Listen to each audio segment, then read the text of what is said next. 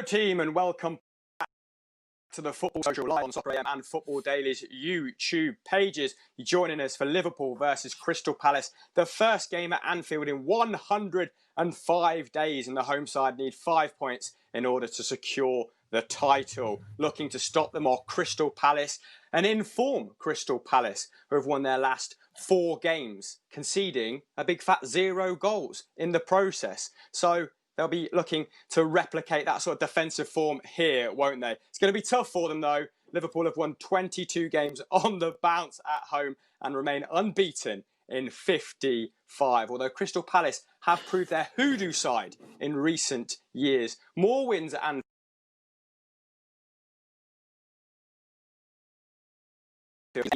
it's Jermaine Pennant, over 50 Premier League appearances for Liverpool, over 250 in total, and 54 goals and assists. That's right. I've been checking out your Wikipedia, Jermaine. How are you, sir? I'm very good, thank you. Very good. Excited. Lovely. Are you of a positive mindset tonight? Do you think they're going to make amends for that dull Merseyside derby on Sunday? Yes. You know, obviously the no fans is playing a massive part in this. You see a lot of teams struggling. You know, there's not a lot of goals going in. But at Anfield, you've still got that you still have that buzz without the fans anyway. So that's going to play a big part. The supernatural energy is going to make up for the lack of fans, according to Jermaine Pennant. I like it. That's extremely positive, sir. Let's see who else is joining us then. We've also got the one and only Dougie Critchley, Euro football legend, living up to the billing in his Real Betis shirt. Yeah, only the best tonight. Lovely, mate. Only the best. Thank you very much. Thank you very much. Excited about the game. As you say, it's going to be a difficult ask for Crystal Palace, but they've had a phenomenal season.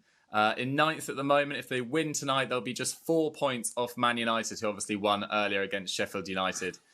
So again, Roy Hodgson deserves an enormous amount of credit, but as you said before, really difficult game tonight at Anfield.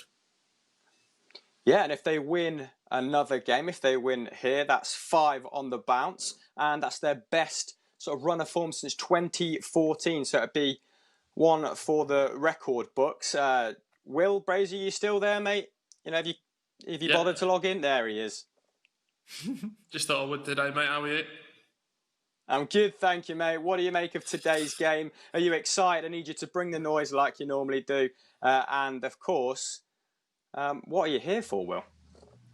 Yes, get in touch. I'm in social corner. Will we have another Cristambul? No gale to derail if Liverpool fail or trail, but will coy Roy toy with his former boys. Hashtag TFS at Soccer AM at Football Daily. There it is. He's earned his pay packet already. Fantastic start from you, William. Right, gentlemen, with just a matter of time to go before kick-off, let's quickly go through today's results. Of course, a few games have already been played. Manchester United defeating a lacklustre Sheffield United 3-0 with Anthony Martial's first career hat-trick. Newcastle and Aston Villa playing out a draw with Dwight Gale and El Mohammadi with the goals there. Everton, not a classic against Norwich at Carrow Road, but Keane has managed to steal the points for Ancelotti's men. He bounced back after, well, I mean, it was a solid point in the Merseyside derby, wasn't it? Maybe I'm being a bit harsh there. And Raul Jimenez securing the points for Wolves over Bournemouth, who are in big, big trouble. Right, let's have a look at the Premier League table to see what that has done to the complexion. Norwich remain rooted to the bottom, and Newcastle still solid in 13th. And Arsenal, of course, slipping into the bottom half of the table, much to the delight of every fan around England, barring, North Londoners. Let's go to the top half of the table then. So like we said earlier, just to reiterate, Liverpool now need 5 points in order to secure their first title since 89-90. The last time they won the title, only 4 of the squad were alive. Jordan Henderson, yet to be born. He was born 50 days after they secured that title. And like Dougie said, Palace, an outside shout for European football. They are surging up the table off the back of that very impressive run, spearheaded by Ayew with 9 goals. Let's see if he can cause Liverpool some trouble today. Right. Let's go straight to the formations. We're not messing around today, gentlemen. Right, it's pretty much business as usual for Liverpool. Gomez returns because, of course, Matip is out with that toe injury. Robertson straight back in, which is just as well because James Milner is out with a hamstring injury. Henderson, Fabinho and Wijnaldum make up the midfield 3. Fabinho, by the way, it's his 50th appearance tonight in the Premier League and he has won 23 of his 24 games at home. So he's their good luck charm as the Brazilian when he starts at Anfield. Mo Salah, of course, the big return, and I'll be talking about him later with you guys. Firmino, yet to score at home this season. He's got 8 goals away.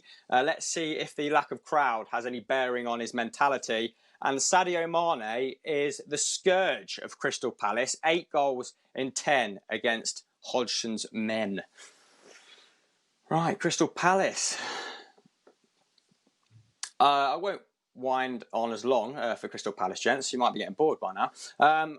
So, like we said, Crystal Palace been very defensively capable in recent weeks. And Jordan Ayew carrying things on the other end, their top goal scorer with 9. No start for Benteke, who only has 2 goals in 43 appearances in all competitions for Palace, in his last 43, that is. But Townsend, always a threat. Wilf Zaha has been back amongst the assists since the football launched again. And that 4-1-4-1 is going to be difficult to break down, but Liverpool definitely have the firepower to do it. Mo Salah is back in the side. Jermaine Pennant, I want to know, how many is Mo Salah going to get tonight? Surely it's a matter of when rather than if. Come on. I think he's scoring 1 and setting up Mane for the other. So 1 goal, 1 assist for Salah. I would say that's the strongest team for Liverpool. And I was a bit upset that team didn't start against Everton.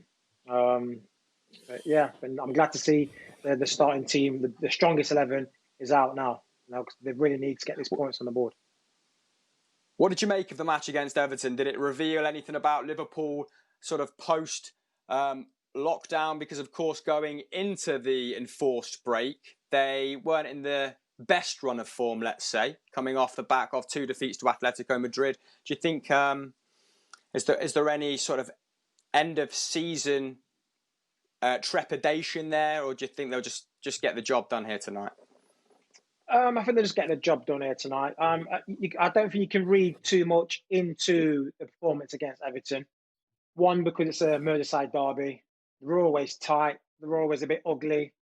End of the day, they didn't lose a game. They got a point. Didn't feel the strongest team. Missing Salah.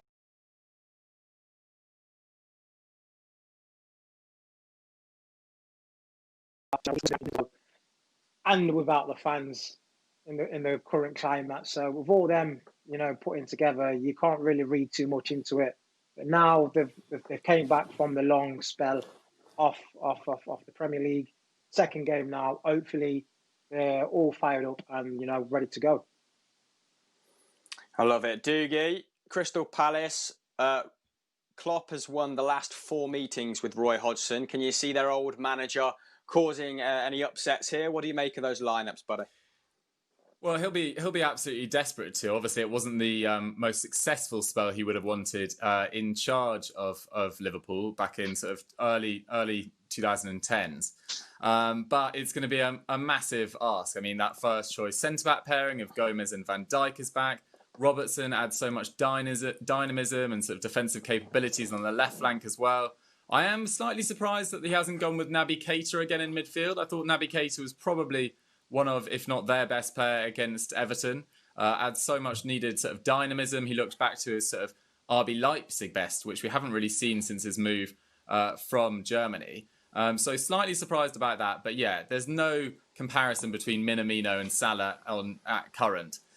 So Klopp will be delighted to have those guys back in his lineup. And Hodgson, I think they'll go in, feeling like, this is sort of a free hit for them. at Anfield. Obviously, Liverpool have such an imperious record there. But as you say, Palace have won 3 times since 2013-14 at Anfield. So they are somewhat of a bogey side for them. I'm intrigued to see how this one goes. Lovely. Thank you for that, Doogie. On your thoughts before we go to Social Corner for questions from the subscribers. If you've not submitted a question yet, then please make sure you do. We need to keep Will on his toes tonight. He'll be farming them out to us as the 90 progresses. But Will, you were with me for the ball draw on Sunday. Let's hope there's not another repeat of that. With Mo Salah back in the side, do you back us to get a goal in this fixture?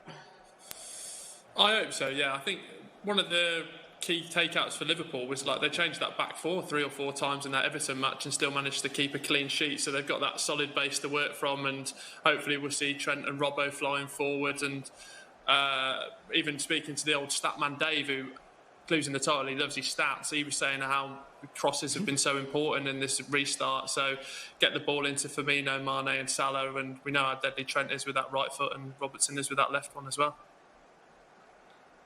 Great stuff. Let's have a quick score prediction then before we go to Social Corner for our first question. Game is going to kick off in a matter of minutes. Jermaine, what are you saying, buddy? 2-0 Liverpool. 2-0 Liverpool. Doogie? I was going to say the same, so just to be different, I'll add an extra goal in there. I'll go 3-0 Liverpool. Oh, convincing. Come on, Will? Doogie.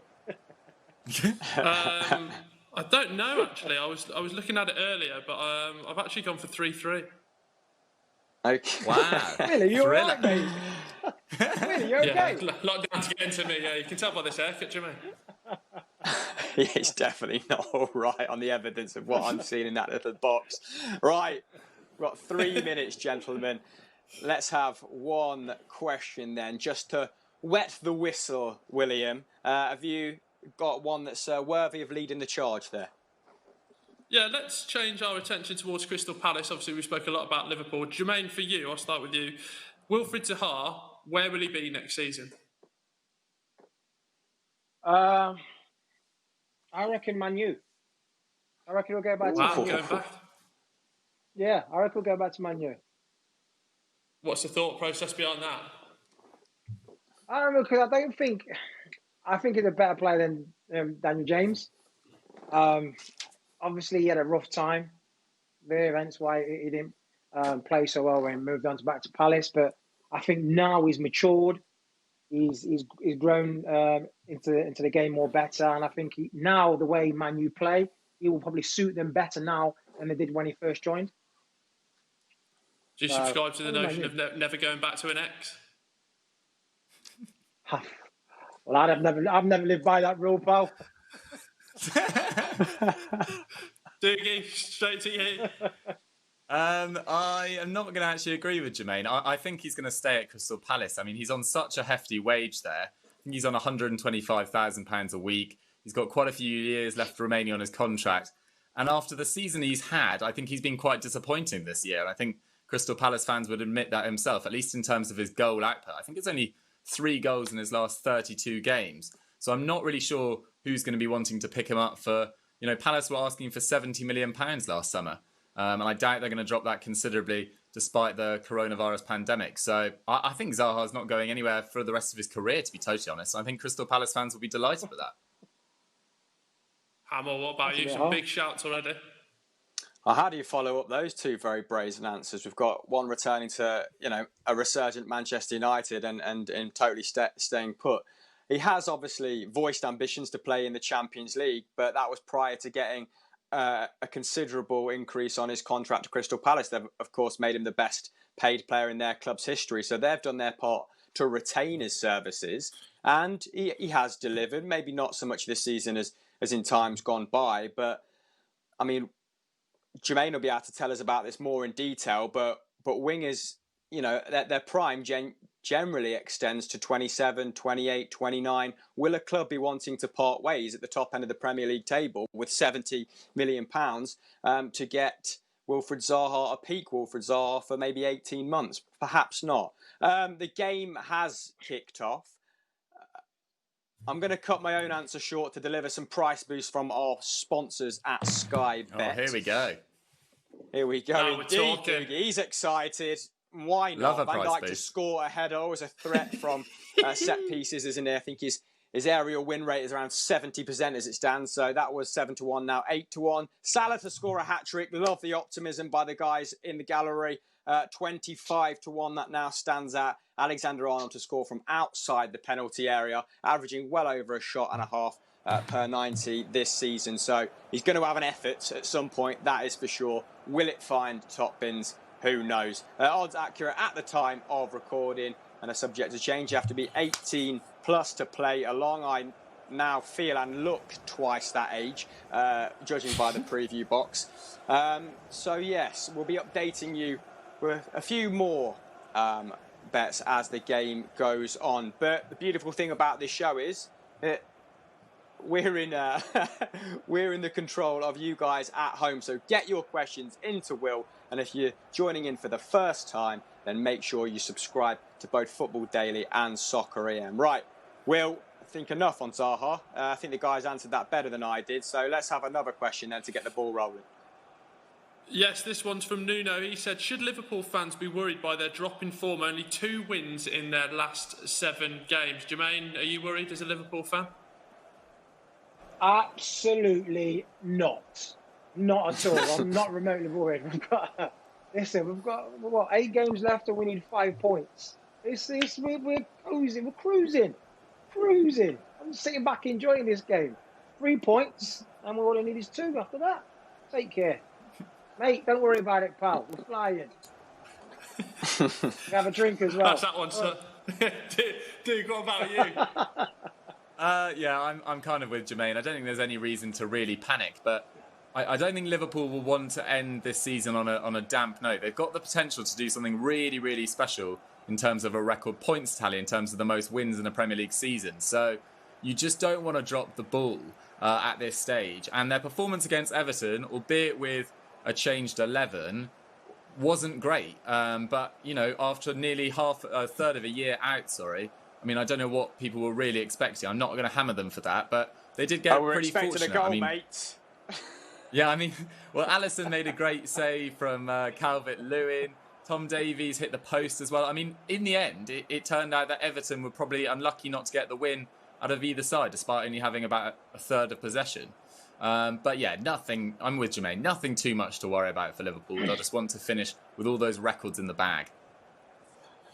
Jermaine, for you, when you were playing, is that something the players will be focused on, the records, or will it literally just be getting across the line and getting that trophy? I think first things first. They'll be thinking about getting across the line, get the job done basically as soon as possible.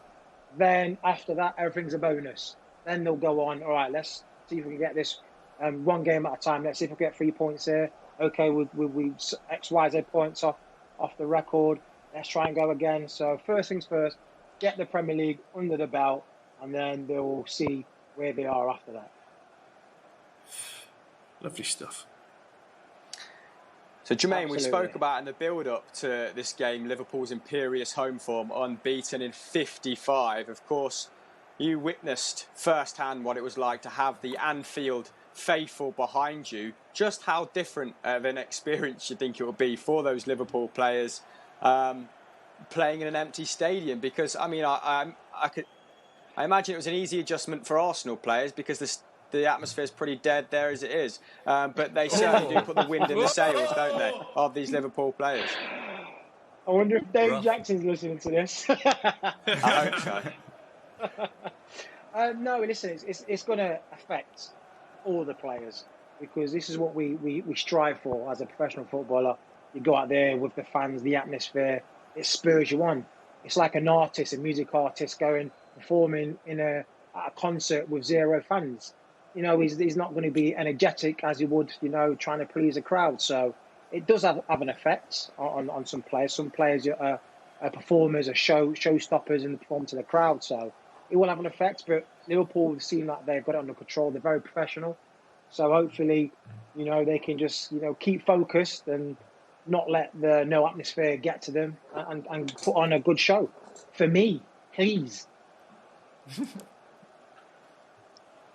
Yeah, I think we're due a good show from Liverpool. Jose Enrique, bless him, working overtime on Sunday when we had him on the show. Absolutely nothing to comment on during the game. But don't worry, we eventually his dog did wee live on the Football Social at the end. So if you've got any pets and you know we can squeeze a viral clip out of you, Jermaine, that'd be fantastic, mate. Will, let's go back to you for some. Let's go back to you for some questions.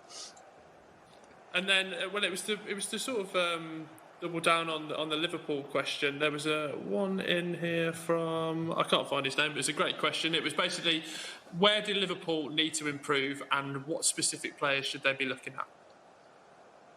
Well, Start I with wouldn't. you, Duke. Or Jermaine. Go on, you, Jermaine. Go on, Duke. Duke, I would take it. Well, the front three, you know, you don't really want to change that. The way the scoring, hence why they're 23 points clear. They're phenomenal and they work well and gel together. The defense is strong as anyone. You know, with Trent and Robertson down the flanks, the assist that they get. And you've got big Van Dijk in the middle of that, and with Alisson as well in goal. So again, there you don't really want to strengthen, if anything or anywhere, possibly the midfield with a little bit more creativity when teams, are very narrow in midfield, and sometimes the Trent and Robertson can't get down the wing to put them balls in. Sometimes we get caught out a little bit in midfield, so a little bit more creativity. I said, apart from that, that's the only place I can say. And there's my mate. As long as that's not someone breaking into your house, I was worried for a moment. Then. No, wait, where is he? Just a very casual burglar coming in. Jermaine, how disappointed were you to lose out on the Timo Werner signing? Because, of course, Liverpool's competition strengthening significantly around them. Yeah, I would love to. I've had him at the club. I feel he would have been. Sorry, almost a goal. Oh, when I did. Gini Wijnaldum almost popping up with the first goal there. It was like Will was discussing earlier. Crosses important in this game. Have been an important feature of Liverpool's season. Actually, playing a little bit more direct, being a bit more unpredictable. Wijnaldum, it drops to him in the box, and I think might have taken. No, it did not take a deflection. It was just a terrible shot. I was prepared to give Wijnaldum the benefit of the doubt there. Didn't work out. You were talking about Timo Werner, Jermaine.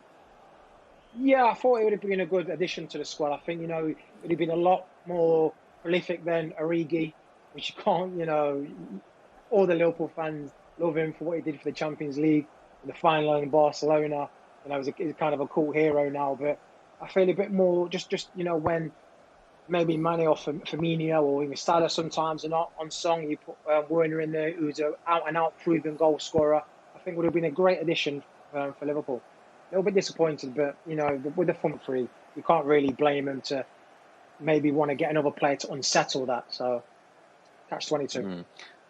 As a wide man and someone who much preferred, setting up a teammate than scoring a goal himself, how would it have been, playing with someone like Firmino, who is much more of an attacking midfielder in terms of his average position than an out-and-out number 9, an out-and-out target man? How would you have adapted in order to play with him?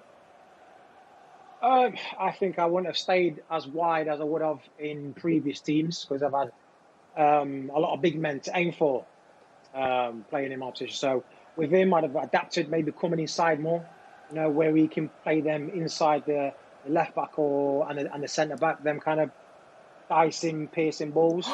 That would have been, on my list to run behind the defence, maybe start pulling the ball back a bit more.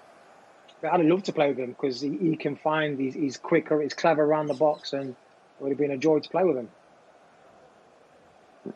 Yeah, I just want to visit an incident in the game for a second. Fascinating insight there. But Jordan Henderson, former Sunderland legend, Doogie, he's just blasted one over the post, mate. What's happening? Yeah, I mean, it was great play from Mane on the left-hand side, and he sets up a lovely ball for Henderson. He's got acres of space, the newly turned 30-year-old, and he just blazes it over the bar. So that's two pretty good opportunities for Liverpool so far early on in this game, in a game that they're really dominating possession, as you'd expect as well. So strong start for Liverpool. It feels like a goal is coming quite soon. Yeah, let's hope so. We've already seen a few dangerous crosses, like Doogie said, going into the box. And Palace appear to be dropping quite deep, considering we're only 10 minutes in. But 10 minutes in is the perfect time to get a few more questions, Will. Yes, Jermaine, fire one at you. One of your former clubs, Arsenal, announced the new round of contract extensions. One of those going to David Luiz. I don't know about you, but I thought it was an episode of Impractical Jokers. What are your thoughts? Why is the big man staying? That's a great question. I have no idea. After that last performance, I don't know. There must be an inside man in that team. I'll tell you, offering a new contract. There must be Man United coaching staff working for Arsenal. So I can't see why you're giving him another contract. I don't know, mate. You'd have to ask someone else that question. Dude, what do you make of his? I mean, what do you make of his performances in an Arsenal shirt? I mean, they haven't been great. I don't think he's been up to his usual standard. But what David Luiz needs is a lot of structure around him, and he's been choppy and changing centre-back partners. He's averaging I think it's a red card every 13 games for Arsenal, down from about one every 160 for Chelsea. And he's averaging a penalty given away every 6.5 games. So he hasn't been great for Arsenal. But at the same time, I feel like if he had more protection around him from defensive midfielders and a solid centre-back pairing throughout the year, then it would have been slightly different. What you don't want with David Luiz is fast players running at him in open space. He's like roadkill just before it's about to be hit. He just looks completely startled in open space. And I don't want to pick your answer apart, mate, but roadkill just before it's hit isn't roadkill yet. Well, you know what I mean. Soon to be about roadkill. But yeah, his snapshot decision making is not good, and we've seen that time and again this year. But from what we've heard and read, he's a fantastic leader in the dressing room. Arteta clearly, values his 31 years of experience, his numerous titles won in multiple different clubs, over his occasional lapses in judgment. But if I'd been Mikel Arteta, I wouldn't have offered him a deal. Hamill, you don't have to be the smartest man in the world, do you? Yeah, I think he needs more than structure, Dougie, to help him out. I think you need to start looking at the art of defending. So what I've been seeing. It's not just once, Jermaine, it's I feel on that's every harsh. occasion. I feel that's harsh. I think he's in danger of becoming a joke and ruining a perfectly good Chelsea legacy. And I think that's a really good observation by Dugan, that every time he's been part of a very rigid system, particularly under Conte, where he played in a 3, he was able to take on a number of positions, being that defender who stepped out the line, or being the defender who was entrusted to distribute really well from deep. But as soon as he tries to do everything, he can look terrible. But in his defence, Jermaine, do you not think that his defensive partners aren't exactly top 4 standard, are they, at the moment at Arsenal Football Club? Yeah, I hear what you're saying, but as a Brazilian international, a ball being kicked up in the air and you going to kick it and you miss kick it is nothing to do with your defenders next to you. That's just your own skill, your own lack of ability. It's not hard to boot a ball 40 yards up the pitch. He's made 2 mistakes. Came on 20 minutes and made 2 mistakes, 2 goals, cost Arsenal, on the back foot, and then gives a penalty away and gets sent off as well. So they're not mistakes from your defenders. That's your personal ability. And as an Brazilian international, you should be doing a lot better than that. Don't get me wrong, at Chelsea, I thought he was a good defender. But then as soon as he came to Arsenal, he's just literally gone down the pan. I see your point. He's clearly rubbed you up the wrong way watching Arsenal recently, Jermaine. We'll forgive you for that. But what do you make of Matteo Guendouzi, some of the criticism that's been levelled at him for being a player who, it's hearsay at the moment. Sorry, just to interrupt. Zaha looks like he's had to be forced off with an injury, and Max Meyer has come on. What a huge blow for Crystal Palace. 15 minutes into the game. We'll touch upon that in a moment. But just to go back to Guendouzi, some of the remarks that he may or may have not made in the game, a little bit unsavoury. What have you made of his attitude since he's broke into the Arsenal first team? Do you like to see that? A little bit of character, a little bit of edge, or do you think he needs to prove himself first? Look, he's a great young player, and he's just showing his hunger, he's showing his determination, and he wants to do well for Arsenal. So, things ain't going well at the minute at Arsenal. Everyone knows that. So the players are going to be under a little bit more scrutiny. Sorry, Armenia.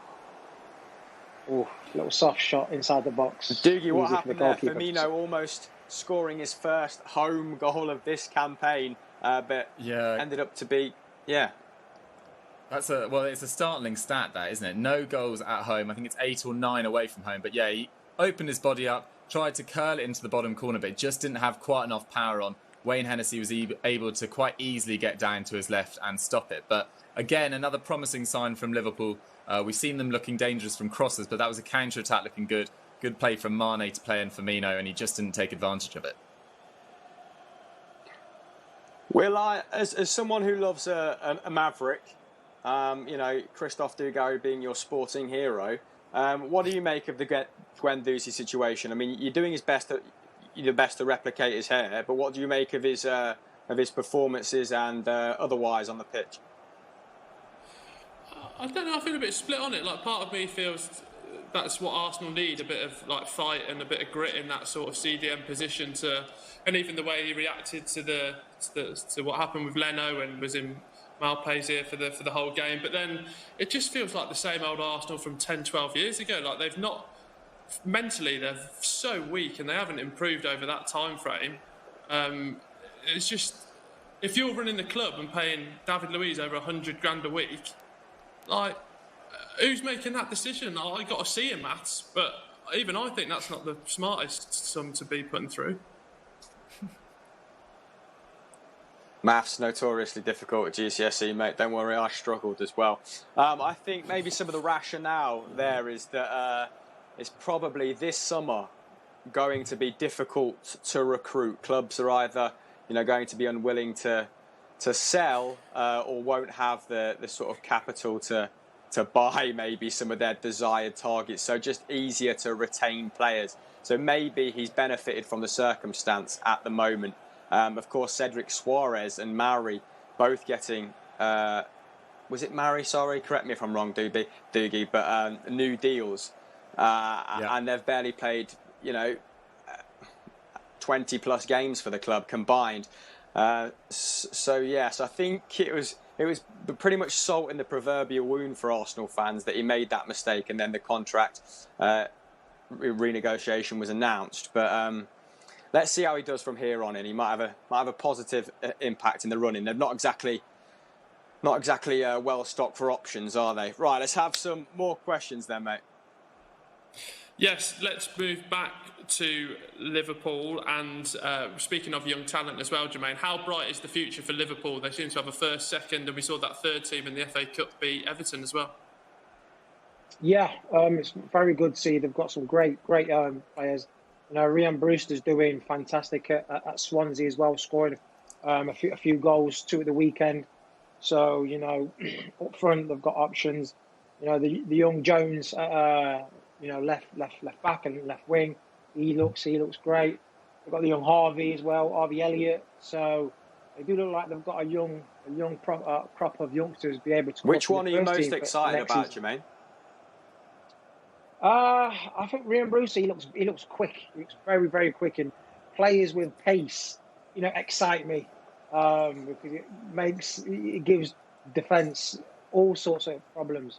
And we've seen quick players, how frightening they can be and what devastating effect they can have. So I'm looking forward to Ryan coming through, for sure. Has Ryan fared well against Birmingham in the Championship, Will? I don't think we faced him yet. He probably would do, because most people fare well against Birmingham these days, and that's not much credit to him, to be honest. I'm surprised we've not had a Birmingham-related question from you for Jermaine. We're 20 minutes in. You might have asked him in times gone by, but I thought you might have dug one out at the moment. Liverpool looking to threaten with that cross. It's been a recurring theme, the cross from the right to the back post. Not bore any fruit yet, but Wijnaldum, he's there or thereabouts, isn't he, every time? So clearly a game plan there to attack that back post. I wanted to touch upon Manchester United. Great 3-0 victory for them against Sheffield United. And they looked solid. They looked slick. Bruno Fernandes and Pogba in the same midfield. Jermaine, where are you expecting them to finish this season? I think they've got a good chance. Top fourth place. Got a very good chance, because they look like they're finding the right, piece of form now. And the Pogba and Fernandes looks like a good combination midfield. And we all know how devastating and how pacey their front three can be with Rashford and Martial. And if James is playing, and Greenwood played today, and he's a very exciting young player for him. So all around they're looking strong. They've been unbeaten in the last 12 games. So I feel if they continue, they should finish fourth. Tottenham, a bit off the edge. Leicester look like they're not really getting them results in these climax. So best bet is Man U finishing fourth. Doogie, what are your thoughts on the matter? Can they pip Leicester to Champions League football? Fairly inconceivable before the break. Yeah, no, it definitely was inconceivable before the break. I mean, I want to give credit to Ole Gunnar Solskjaer, because I've hammered him over the last couple of years, but actually his team selection today was really brave. Pogba, Fernandes, Matic in midfield, then Greenwood, Martial, Rashford, the sort of lineup that's going to excite all United fans. And they really went from it for the first minute. I think it was actually probably their best performance of the season. The one-touch football around the box, the runners from deep. Pogba looked right back at it instantly after that fantastic cameo appearance against Spurs as well. So massive credit to Man United. The one caveat I would have was I didn't think Sheffield United were up to much at all this evening. Thought they lacked their usual intensity. Their pressing in their game had gone. They obviously... Oh, it's a goal! We've had a goal! Oh, Trent is miles out. Yeah, come on! And that's where we're going for. If anyone has forgotten, that was in our scorecast. Trent Alexander-Arnold to score from outside the box. And it's come true! What a free kick from the young man. I can say that. We can talk about Sheffield United later. What a goal. Jermaine, as a man who scored a few free kicks, just how good was that one? That's a brilliant free kick. He had no chance. Absolute zero chance. Went out of my book there, Trent. Well done, pal. Love that. Brilliant. The best.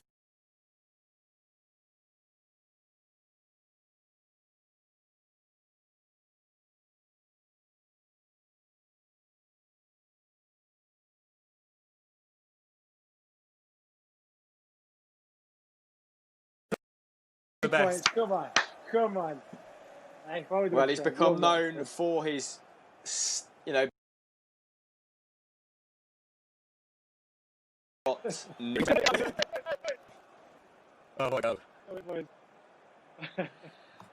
Jermaine, just how much would you have enjoyed playing in front of a man like Trent Alexander-Arnold? Oh, it would have been a pleasure. It would have been a dream. Not only because he likes to get forward as well, but it would take the pressure off me, knowing that it's not all have to be coming from me. It will give the left back and put him in all sorts of predicaments. Does he follow me? Does he mark Trent? Can I go inside? Trent can go. It would just be so much easier, because not only will he have to worry about me putting the ball in the box, but have to worry about Trent as well. So it would have been a dream. And me and Trent on the right would have been an absolute problem. Just throwing it out. Would you have been willing to do that defensive work, Jermaine, that comes with him flooding forward? Yeah, of course I would. For the team. The team comes first. Oh, good stuff. Right, water break is resuming. Doogie, you were talking about Sheffield United before Trent absolutely pinged that in. Did you have any final points to make? Not really. I was maybe being a bit harsh on them. I just haven't been that impressed with them since the restart. I thought their performance against Newcastle at the weekend wasn't great. Obviously, they had Egan sent off in that, but they just haven't carried their usual threat since the resumption. And I'm just, they've had a phenomenal season. They're already on, I think they're on 37 points, so they're already safe. Or maybe even higher, which I think they might be on 40. But yeah, their dream of European football looks nothing more like a pipe dream unless they can arrest this slump in form, and they'll have to play a lot better than they did tonight. Yeah, absolutely agreed. I thought it was very smart the way that Ollie sort of used his front three to pin the fullbacks back, obviously playing a 5-3-2, weren't they? And then that meant Wan-Bissaka and Luke Shaw could just come inside at will. And when there's an overload in the middle of the park, and Bruno Fernandes is one of those players, my oh my, you're in trouble, because the pace that he plays with around the box is frightening. And what an acquisition he's been. Still hasn't lost in a Manchester United shirt. Jermaine, did you think you'd make that sort of impact coming from the Liga NOS as someone who's, well-travelled like yourself? Well, I knew about him before he came to Man United. And I always say he's a fantastic player, and he'll be perfect for Man United. That's what they've been looking for. Someone with that energetic, that pace, the skill, can thread a needle through an eye. Just exactly what Man United wanted. And it's always difficult. Can players come to the Premier League, or any foreign league and do it? We've seen a lot of players who have not. But when you've got that much ability, you will make it work, especially a team like Man United. So I knew it was going to be a hit, and he is. He's doing wonderful. He is doing wonderful. That is an understatement at the moment, isn't it? Will, before you bring it up, mate, how's your fantasy team doing so far?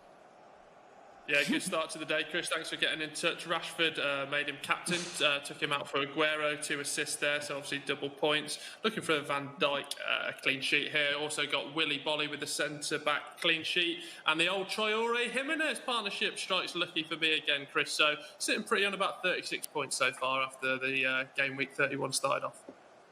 Have you ever considered a career reading the scores, or maybe horse racing? Because your delivery so far tonight has been absolutely outstanding in that regard. Right, let's get a few more questions. Oh, quick free kick. Maybe stick with this free kick for a second. Oh, Van Dijk! Back off the post! Oh my God! Lucky boy. Doogie, I think you were keeping a close eye on that. What happened, buddy? Yeah, so it's a Robertson free kick, indirect, comes in. Gaeta gets a touch on it, and then is that, I can't quite see on my screen, I think it's Henderson has another shot which comes off the post.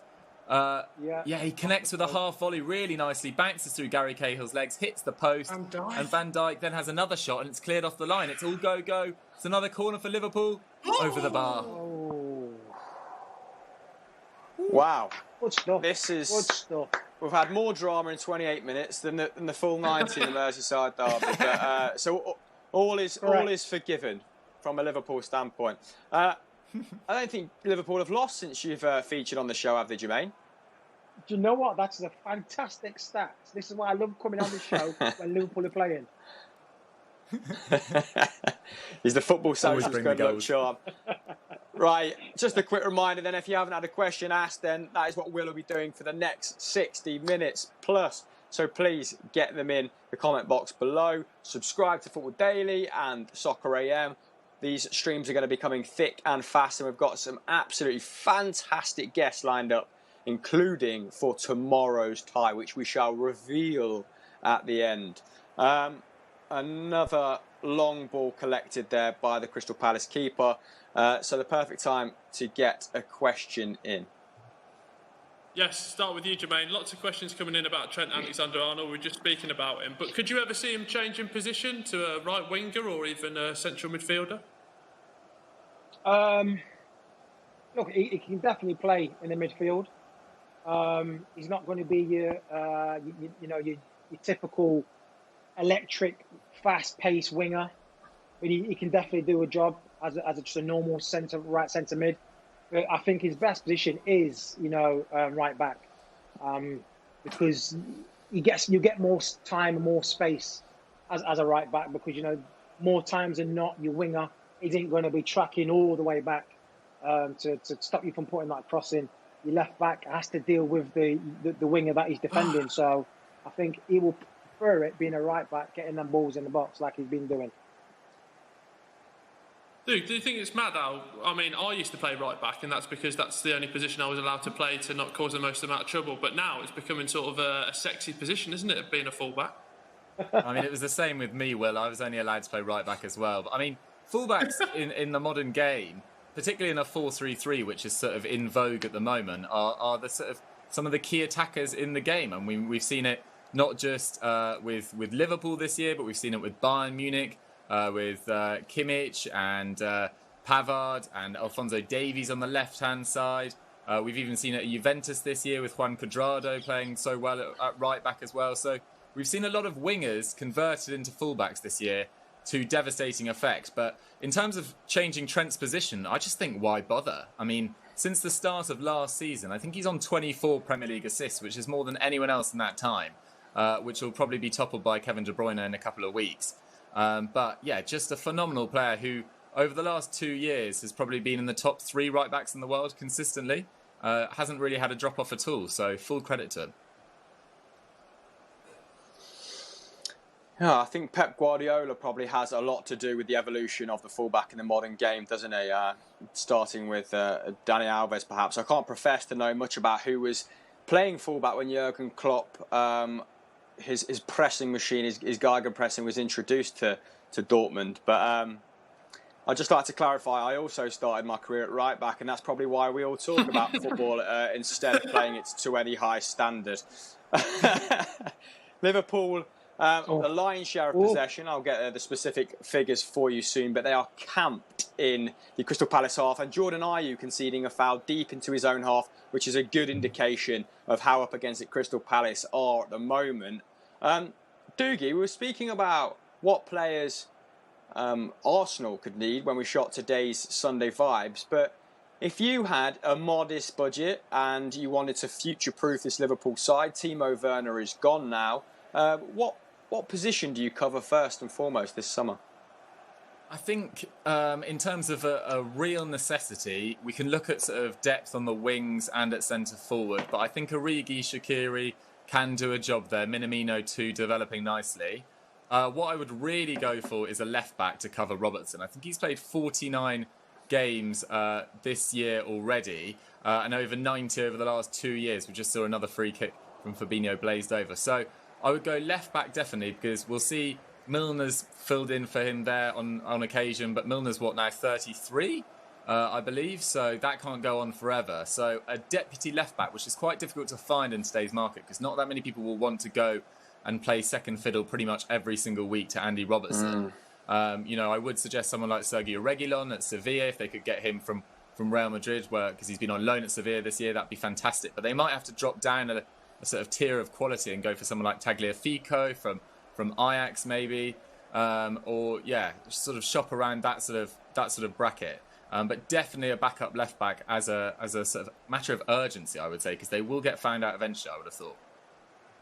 I mean, talking about a matter of urgency, Liverpool have had 74% possession and Crystal Palace have only managed to put together 81 passes so far to Liverpool's 230, just to demonstrate how that almost cut out, just how in command they are. Right, I have another price boost for you from our sponsors, Sky Bet. Yes. And of course, one has already come in today, Trent, to score from outside the box. And 5 of his 7 Liverpool goals have been from outside the box. But this one is about Sadio Mane. Ooh. Right, there we have it. So Sadio Mane to score the second goal was 7-2, now 9-2. Odds accurate at the time of recording. They are subject to change, and you have to be 18 plus to play along. But like I established at the start of the show, Sadio Mane is the scourge of Crystal Palace, 8 in 10. Let's see if you can add to that today. Will, yeah. What are you guffawing about bottom left as I'm rolling through your T's and C's? Just a nice little juicy there from Dave.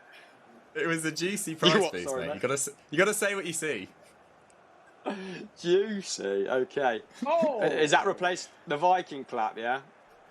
Yeah. How do you differentiate between a Viking clap, Will, on a price boost and a juicy price boost? So I think it sort of depends the mood you're in, really, and just sort of which way you're feeling that night. And tonight, it's definitely juicy. It's a There we balmy have it. night. We've had a goal. We're feeling juicy. Let's go back to Social Corner for some questions then. Yeah, quick observation for me, Jermaine. Trent Alexander-Arnold's just banged in an unbelievable free kick. The next one they get in is near the same enough position. We see Fabinho on it. Would you be livid as a free kick taker? Well, if I've just scored one, I'm looking to take the next one. So I'm a bit surprised that he didn't. But I guess it was like, maybe 5 or 6 yards further out. It was more of a power than, that should be an handball, by the way. VAR, look at that. No, this is crazy. Firmino's booked it. That is a definite handball. Firmino's in need of a penalty as well, isn't it? What's going on here? Is it dead now? Is it too long? Can they not look at that?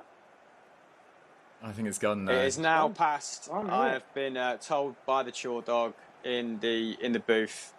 I never felt so far away from you, Chorley. But there we have it. He's eye in the sky. He said it's gone. That did look like a handball to me, but it's still in the box. Mane! Absolutely bouncing around the Crystal Palace box. Doogie, Wijnaldum again at the back post. Yeah, he's picking up so many good positions, but his finishing just hasn't been as sharp as it normally is. Obviously, he didn't start that game against Everton, but yeah, opportunity to him, comes to him, sort of middling of the box on the left-hand side, and he just skews it left. Roy Hodgson there, scratching his chin as might he should, because Palace have not been in this game so far. Yeah, Roy Hodgson's hair there, totally revealing of how this game is going. It's looking wild. Roy is looking perplexed. He's a little bit lost for words on the sideline. His side, who, formerly, like we said, very defensively resolute, getting an absolute battering in this game, and it perhaps should be 2-0 to the Red Men. Jermaine, has anyone been unlucky not to see any more minutes this season? We talk a lot about Shaqiri. We speak about Minamino. Is there anyone in this Liverpool side you think there's more to come from that's not been featuring at the moment? Not really. I would like to see a little bit more Minamino. Because when he was at RB, he played fantastic against Liverpool in both games. And I've watched clips on him as well, and I think he's a really, really, exciting player. So I want to see him get a few more minutes. It was a bit harsh that he played in the derby because it was an absolute awful game. We can't really judge him on that. But, I'm hoping to see him in the last maybe half an hour in this game where it's open. Liverpool got all the possession. And let's see if he can start unlocking doors. So, really, I think everyone else has had minutes to shine. Shaqiri's had his time. Origi's had his time. So, apart from that, maybe it's Minamino. But he has just recently came in. So, you can't really... There we have it. Answer my next question as well about who we might see at the end of this game. So potentially Minamino making amends for that lacklustre performance against Everton, but like you said, wasn't just him. Will, 40 minutes in, we've had a goal. Happy days. Is it happy days in the comments? The Liverpool fans loving this? Yes, lots of Liverpool fans thinking it's done, and that sort of has moved our attention away to the top four. And a question from Aaron Gonzalez, and he says, who do Leicester need to sign in order to keep up with the top four? Quite a direct question, Jermaine. So is there any areas that you think Leicester need to look at to sort of cement themselves in the Champions League places?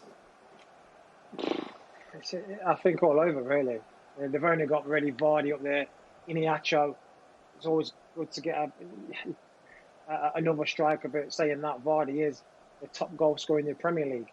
You've got James Maddison in midfield, who's up there along with KD, Kevin De Bruyne now with assists, and the defence race. So maybe just a few players all over, really. I couldn't say one single section of the team where they need to strengthen. I'll guess all over. Dude, I'll change the question up a little bit. Who do you think's in the best position to go into those top four places? Is it Leicester or Wolves? As in to permanently break into it, or do you mean this season, sorry? Let's go permanently, to establish themselves. Yeah, I think. He's gone for a chip from about 40 yards out. Hennessy way off his line, but it hasn't come to anything. That was Mo Salah having a long-range effort there. In terms of permanently break into it, I would say Leicester are quite a far way ahead of Wolves at the moment. I read a stat the other day that Wolves have only used 19 players in all competitions this season, which is a pretty small squad. And we've seen that when they did some rotation at the first part of the year, when they were trying to balance the Europa League qualifying with the early stages of the Premier League, they actually started really poorly. I think they didn't win in their first 7 games, whereas Leicester, a lot more strength and depth. In terms of particular positions, I think you're probably looking at a backup to Wilfred and Ndidi. So that's why the news about William Carvalho potentially having a bid accepted this week's quite exciting. And then you're probably looking at a long-term replacement for Wes Morgan as well. Although I don't think you'd want someone that was necessarily going to go in and disturb that Evans-Söyüncü partnership, because that's been one of the bright spots of this season. And then if they lose Chilwell, obviously a left-back as well. So it really depends who goes out as well as who comes in for Brendan Rodgers. But I think they are in a pretty good state. Chris, what about you as well? Just picking up on Doug's Ben Chilwell comments. I think it was Pat who was speaking about it on one of your shows about how, it might have been you actually, Doug, about how 80 million for Ben Chilwell, you take it and run with it because his form's been good but not great. A very rare foray forward, by the way, there by Maya, just flashing a shot past Alisson's post. And, you know, if you're going to shoot from distance, you better be confident with Alisson in goal because he's been formidable this season, hasn't he? Back to your question, which is an excellent question. £80 million for Ben Chilwell, yes. You can absolutely find someone who has a similar impact, I think, for half that money on the continent. And Leicester have recruited very smartly in the past 4 or 5 years. And even when they have received huge money for the likes of Harry Maguire, for Mahrez, they have spent it very wisely. They've gone into the Championship to get James Maddison for just over 20. They've headed to the continent and got, Söyüncü for, I think that's Puel actually, for around 18 to 20 and similar signings of that nature. So for that sort of money, I would sell Ben Chilwell. I do think they'll probably get in the region of 60 to 70 because they don't need to sell, do they? Leicester are always in a strong position because of the financial might of the owners. Carvalho, very good signing. 28, does have his injury problems, particularly this season. He's missed over 20 games for Real Betis. Very influential last campaign when Setien was sort of running hot with them. But without Ndidi, Leicester really do struggle to build from the back, which is why there's so much onus on Ricardo Pereira and Ben Chilwell going up and down because Ndidi's probably underrated as a passer, but Tielemans and Maddison are floating eights, aren't they? They don't want to be in their own third picking up the ball from deep, and we've seen Maddison have to do that on occasion. So I think they're addressing their number one problem. Number two problem, Jermaine picked up on it. You can't be dependent on Jamie Vardy. James when he's being told off. Jamie Vardy scoring 17 Premier League goals at the age of 34. And Izzy Iheanacho... Liverpool in again here. Mo Salah. Is it offside? No, it's not. He doesn't look very happy, though. Yeah, for some reason, Mo Salah not turning his nose up at a goal on his return then. His smile now, it's all fist bumps now. But let's just have a little look at this goal. Let Doogie break it down for us. Yeah, it's a lovely ball played through over the top. That ball we've seen so many times. Crystal Palace defender falls over. Salah just it's from Fabinho, sorry. Crystal Palace defender falls over. It's Varnett on hold. And he just lifts it over Hennessy very easily. It's a really nice, touch and finish from Salah. He makes it look so simple. But yeah, we thought it must be offside because he didn't look very happy to score, which was kind of bizarre, having not played last week. And having been out since March, obviously, with everyone else. So, kind of bizarre from Mo Salah, but, fantastic for Jurgen Klopp going in 2-0 up now. Jermaine, that was a great ball from Fabinho, but the rest of Crystal Palace's back four were actually keeping a really good line apart from left-back Van Aanholt. So, do you think that was because Mo Salah was creeping and creeping and creeping? Yeah, he was watching Mo, wasn't he? Obviously, anyone has to keep an eye on Mo Salah. But he just was literally watching Mo and then started to ball watch on the flight of the ball. Mistimed the jump, mistimed where the ball was, and let Mo in. You can't give Mo them opportunities like that because, as you can see, he will punish you and score, which is great news for me. Yeah. Come on. And I imagine great news for a lot of people who put Mo Salah back in their fantasy football sides after that small spell out. He's over it now, and he's back amongst the goals. Captain, captain. He's my captain. Hey. And we've got... I was going to say, we've probably got time for one more question. We do have an excellent feature with Virgil van Dijk at half-time, so make sure you stick around for that. But not a lot of injury time here. The game has been played, it's been pretty much full flow. So Will, let's have one more before we go to the break. Jermaine, I mean, obviously, if City drop points tomorrow, it is done tomorrow. But where will Liverpool rank this team in terms of other Premier League winners? Obviously, Man United are 98, 99, the Arsenal Invincibles. Where for you do they rank in those? Well, it's got to be up there with the Invincibles, really. I know they're not made. There was just one ball, losing to Wolves. So, Watford, where they had a little blip. Apart from that, you've got to put them up against teams like that. It's not that they've lost. It's that they've only lost one. I know they've had a draw against Everton. Apart from that, they're potentially going to break the record for points. They're just winning games, left, right, and centre. So you've got to put them up there with one of the greatest of winning the Premier League. And if you don't, I think you've been a little bit biased.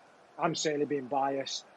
What they've been doing this season is fantastic, and I think everyone has said they've been a joy to watch. Yeah, absolutely. What about you boys? Starting with you then, Will. Where would you rank these in your sort of Premier League pantheon? I think Premier League, you'd have to put them near the top, and then it's whether you bring in the conversation of, that Manchester United team obviously did it across three fronts, which I think there was that 10 days where they won the Premier League, the FA Cup and the Champions League. Obviously Liverpool can't do that, but they're coming off the back of a Champions League win. But definitely very high for me. What about you, Dukes? I tend to agree as well. I mean, 2 Champions League finals we didn't mention there. I think it was 97 points last year. Man City getting 98. So they've been knocking on the door for this first title since 1990 for a while now. But I'd like to see them go on another one, try and get 3 in a row, try and equal that Man United side of the mid-2000s to really cement their place in there. What a lovely shot that is, by the way. Just admiring that. We do have an excellent half-time feature coming up for you right now. It's half-time at Anfield. It's 2-0 to Liverpool. Make sure you stick with us for the second half. Jermaine Pennant will be answering all of your questions. Let's go to Virgil van Dijk. Right, listen, I want to have a bit of fun now with you, Virgil. Joe Gomez came on last week and we did an isolation island. And some of the questions, some of the answers, he seemed to... he had a big decision to take, it was either you or Gigi Wijnaldum. Okay. I'm not saying anything, but he chose Gigi. I mean, I was a bit like, I'd have took big Virgil, the big man, number 4. I think you'd have been more help. But anyway, so if you could take some food with you on your isolation island, what would it be?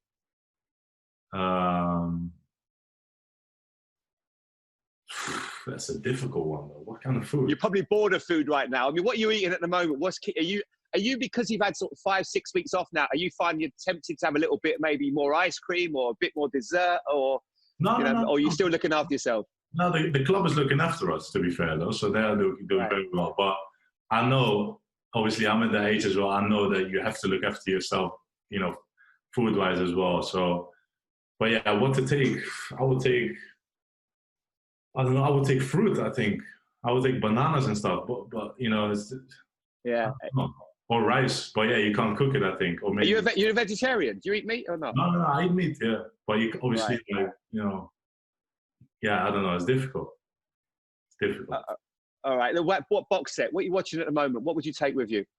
Obviously, to be fair, I'm watching The Last Dance of Michael Jordan just recently. You enjoying it? Yeah, it's good. it's good to see. Obviously, is for us as well. Sometimes we can relate to certain things, as a football player in the world we live in. But yeah, it's very, very nice. It's very good to see and interesting to see how such a superstar and big star as Michael Jordan, went through all of this, and also the players, around him as well. So, a team. I went actually, Virgil. I was in '98. I missed the World Cup through injury, so I was obviously devastated. So I thought I want to do something special. I knew Jordan was about to retire, so I flew over to Chicago to watch the finals. It was one of the best experiences ever, like seeing Jordan up close. I bought some courtside tickets. It was insane just seeing how good he is, and then what a leader. He's a special athlete. Yeah, it's incredible. I think people like him, don't come often too many times. So. No, exactly. And what about memorabilia? What would you take? I'll let you take one piece of memorabilia with you. I'll take my Champions League trophy. That's not bad. That's all right. That's good. You can drink out of it. You can do a lot with that. All right. What album? What music are you into, Virgil? I'm into Afrobeats. I love a lot of Nigerian music. I love also a lot of rap. Drake, Meek Mill, Migos. I'm a bit of everything. I like Dutch music, as a Suriname music as well. So I'm a bit all over the place, but yeah. A bit like Ruud Gullit. Ruud Gullit likes his Suriname music as well. He's a bit of a he loves Drake and all those guys. But the Drake curse, obviously, you'd be a bit careful taking him with you in case the island gets washed away or something. There's no curse, though. There's no curse. And so you could take. I'll let you take a rap star with you. Who would you take along with you? A rap star or a movie star? Rap star. Rap star. Who would you take? Or a movie star? Anyone? I would take Will Smith. Yeah, he'd keep you going. Yeah, I think he's a funny guy. Going. I would love to meet him, though. Yeah. Well, I'm sure you will one day. I mean, he'd probably like to meet you. What about what teammate would you take? Joe Gomez took Gigi. Who would you take with you? I'll probably take Joe Gomez. Yeah? Yeah. I've spent a lot of time with Gini already, so I can spend a little bit more with Joe. But exactly. Joe is a fantastic guy, very down to earth. We can have conversations for days. No, he spoke so highly of you. What opponent that has given you the most trouble would you take to maybe practice against while you're on the island? I've said in the interview that I think Aguero was the best striker that I've played against in the Prem, so maybe Aguero.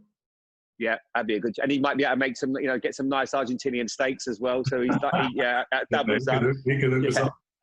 Exactly. And what famous van would you take? You can take like Van Gerwen, Van Nistelrooy. Who would you take? What's the most famous van that you would bring with you? That was a producer's question, by the way. So if anyone's going, what does that mean?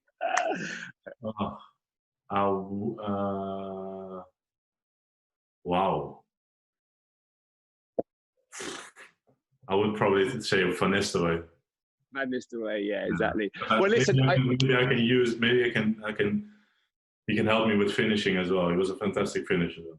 He was, but listen, I know you love your basketball. Now, do you fancy a little challenge with me? Let's go. So we're all in isolation right now. We're trying to find different games. So I've been with my little boy. We play a little bit of basketball because he's watching The Last Dance with me. So I get the wash basket, 5 pairs of socks, and you got or 3, whatever you want to do, and see who can get the most. You up for it?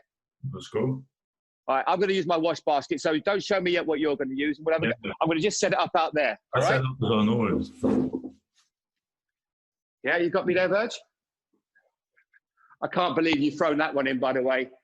Let's have a little look at you. Let's have a look at you with the trophy there. Yeah, that's pretty cool. Yeah, that'll do. That'll do. Yeah. Virgil. Yeah, how's this one looking? How's this looking? Look. Similar. Yeah, slightly different. I think yours is a bit cooler. Right, I've got my socks ready. Let's go for what do you think? 3 or 5? What do you fancy? I go for 3. I'm taking it easy. I'm so jealous of that trophy. How did that feel, by the way, when you got that in your hands? Surreal. Yeah. What was the night like? What happened that night afterwards? I can imagine the emotion of winning it. And what was the night like? What happened? I slept only 1 hour. Yeah. And then we went straight back to Liverpool after that. And then we went on the parade, and I couldn't keep my eyes open. I was so tired. But it was an unbelievable night. It was something that I will never, ever forget. So hopefully we can experience in the future again something similar. What about the manager? What did he get up to? But I can imagine him hitting a dance floor, actually. He just seems like he might have a few moves, Jurgen. I have no idea what he did, actually, though. No, but I think he definitely enjoyed himself as well. And it was just incredible from start to finish, and something that we all want to experience again, whether it is in the Premier League or obviously in the next season in the Champions League. We'll just try and go again. Yeah, for sure. Right, let's get it on. Good to hear that. So, I'll toss the coin. Heads or tails? Tails. Right, it's heads. Unlucky. All right, I'll go first. Okay. Yes! Oh, you've been practicing, though. 1 out of 1. 1. Oh, just smoothed it in there. That was like a little swoosher. Yes, 2 out of 2. Come on. Ah, no. Oh, right. This is it. You standing closely, though. No, I missed. This is to even it up. Oh, no. Oh, I'll let you have one more go. Go on. No. I have 2 more here. You have to go. Oh, we got 5. Okay. We've got 5. Oh, I thought you were just... All right, good. I'm up for that. Go on, then. You first, though. Oh, me first. Yes! Yeah. All right. So that's 4-3 to me. This to take it. You miss it. Hey, I've gone big. I've gone long. Ah! You have to do it again, though. You have to do it again. You can't finish like this. I hate losing. Okay. All right. No problem. I'm up for that. I start now. My dog wanted to say hello to you, I think, Verge, yeah? What's going on, dog? What's going on? Say hello to the big man. Right. Let's go. Best of 3 this time. No, 5 go again. Virgil, you can start. You go first. Okay. Ah! Yes. I'm like Van Gerwen. Yeah. Yeah. MJ, a little bit of a swoosher here. Oh, I've gone long. Yeah. 2-1 to you. 2 more to go. Ah! Gone long, missed it. Yeah. I swish it now, bro. 3-1. Like MJ in his prime. This is to come on. I need this one.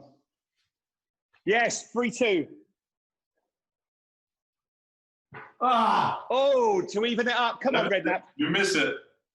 Ah! Yeah. No, winning one. All right. Winning one, okay.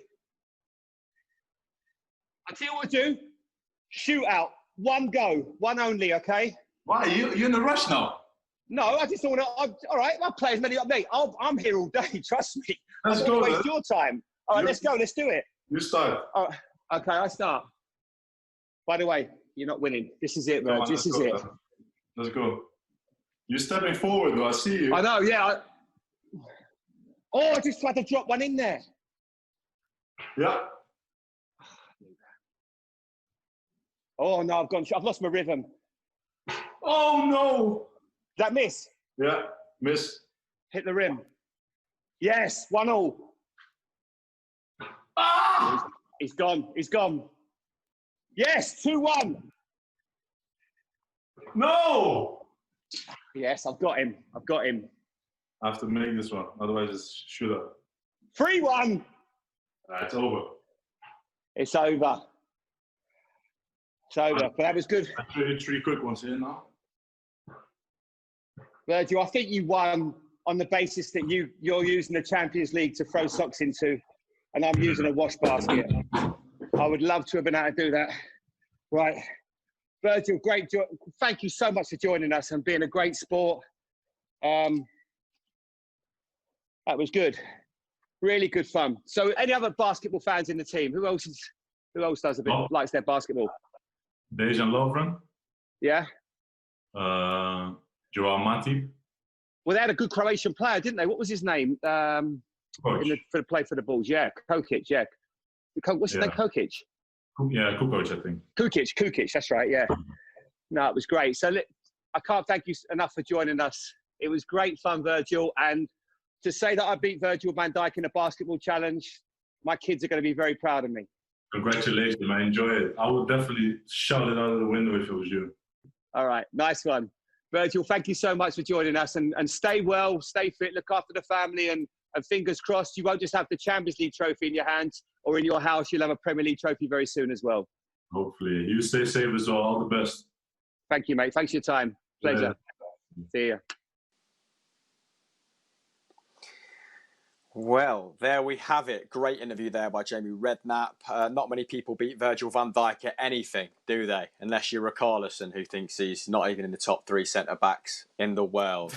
I'm not sure if anyone else agrees with him. We have some match stats coming up for you right now. So let's just go through them just to illustrate Liverpool's dominance in this tie, because Crystal Palace, despite winning 3 games in the last 6 seasons at Anfield, haven't been anywhere near them, have they? So Liverpool, 12 attempts to Crystal Palace's 2, 3 on target to Crystal Palace's 0, and the passes are starting to clock up in Liverpool's favour as well, aren't they? And that is with Liverpool taking a more direct approach, and that's something that Doogie and Will noted on in the first half. 70% possession to 30 as well. I've got a pretty hard question. Who would like to take me up on it? Pretty much throwing whoever that answers this under the bus. Yeah, go for it. Go on. Love that confidence, Doogie. Okay, who's more important to the side, Virgil van Dijk or Mo Salah? Oh, that is a great question.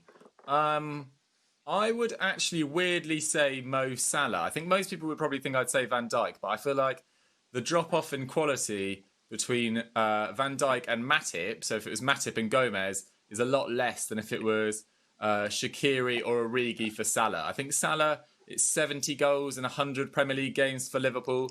That is irreplaceable, and his ability to, dribble, make something out of nothing in tight spaces as well. I'm going Mo Salah. Okay, lovely. And I'm glad we're back in a 4-box now, because when me and Will were next to each other, we looked like convicts in a black and white French film, trying to escape from some ye olde prison. So, Jermaine, it was also getting bolder and bolder down the line. I just asked Doogie, who is more important to the Liverpool side, Virgil van Dijk, who we heard from at half-time, or Mo Salah? What's your pick? I would say Mo Salah, because without Mo, you're not getting the goals. You can see the effect he has already in this game than the team did against Everton. Obviously, Virgil is a great defender and he'll keep the clean sheets, but without the goal scoring abilities, you're not winning games. So I would say Salah is more of an important player, because not only does he score goals, he makes the defenders worry about him. He leaves gaps and spaces for other players. He can assist. So I think he gives more going forward than obviously Virgil will. I just want to say, I agree. I just want to say that what an unbelievable ball that was early in the second half from Robertson. As you were talking about Mo Salah there, Jermaine, he could have doubled Liverpool's lead. Unreal ball by the Scotsman across the Crystal Palace 6-yard box. And the defender was stranded. All he could do was let it roll across his body and hope that Mo Salah missed it, which he did. But we're back underway. It goes without saying, doesn't it, as I'm describing chances at Anfield, which means you guys need to get back on the questions. Get them submitted in the comments box below. Pepper Will with them. I want you to bamboozle him. He already looks slightly bamboozled with those curtains. It's like he's stuck in the 90s, is William. And if you're not subscribed, hit that subscribe button. Football Daily, Soccer AM. Check out Euro Football Daily after this. All of the above, basically. Will, are people doing what I've so kindly asked them to do?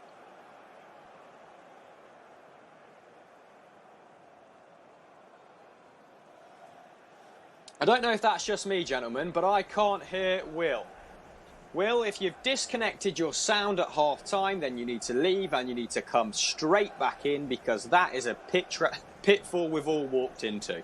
I can still hear Doogie. I can still hear Jermaine. So let's just talk amongst ourselves. Jermaine, okay, I'm gonna throw another hypothetical at you. Alisson or Van Dijk? I would say Alisson. Okay. You can tell that you're an attack-minded player. Absolutely no respect for the defensive capabilities of Virgil van Dijk. No. Listen, Virgil is a great defender. There's no question of that. But you have got Matip who can come in and play there. You've got Lovren who can, alongside a good defender, can do a job. But what Alisson and Adriano is a big difference. A big difference in what Alisson can do for the team that Adriano can't. So I would say Alisson, and I think a lot of people would probably vouch for that as well. Yeah, I mean, he's been absolutely incredible. Leads the Premier League for save percentage this term, and when you're in the box, barely get a sniff, do you, before the Brazilian is herring down on you. I thought you said Adriano then. I've been writing a script about Adriano today, Jermaine, and I was wondering how on earth you knew that. I was spooked for a second. But not as spooked as when Will disappeared. But he's back now. The curtains are still there. And can you please ask the question you were before? Now we can hear you, William. Yes, I've been back to the 90s, been to Pat Sharp's Funhouse, came out, and I'm still here to ask this next question from Christian. He says, will Liverpool maintain their place, or can Manchester City catch up next season, Jermaine? That's a tough question. Like I said, I don't think there's going to be a lot of spending due to the pandemic for next season, so there won't be teams, really strengthening the teams that much. So on that front alone, I reckon it's just going to be between Man City and Liverpool. But I would say Liverpool should have the edge because they've proven it now. For the last two seasons, they've 97 points last season. They're looking like they're going to go on to better that. So I would say it looks like Liverpool are going to be the team now to beat for the next couple of years for sure. What about you, Deuce? Because Jurgen Klopp's already spoke about his disbelief that this team is 20 points ahead of that Manchester City team. So are we seeing signs that there might be a tighter race next year? Yeah, I mean, anyone that watched that City performance against Burnley would probably struggle to believe that team is 20 points behind Liverpool.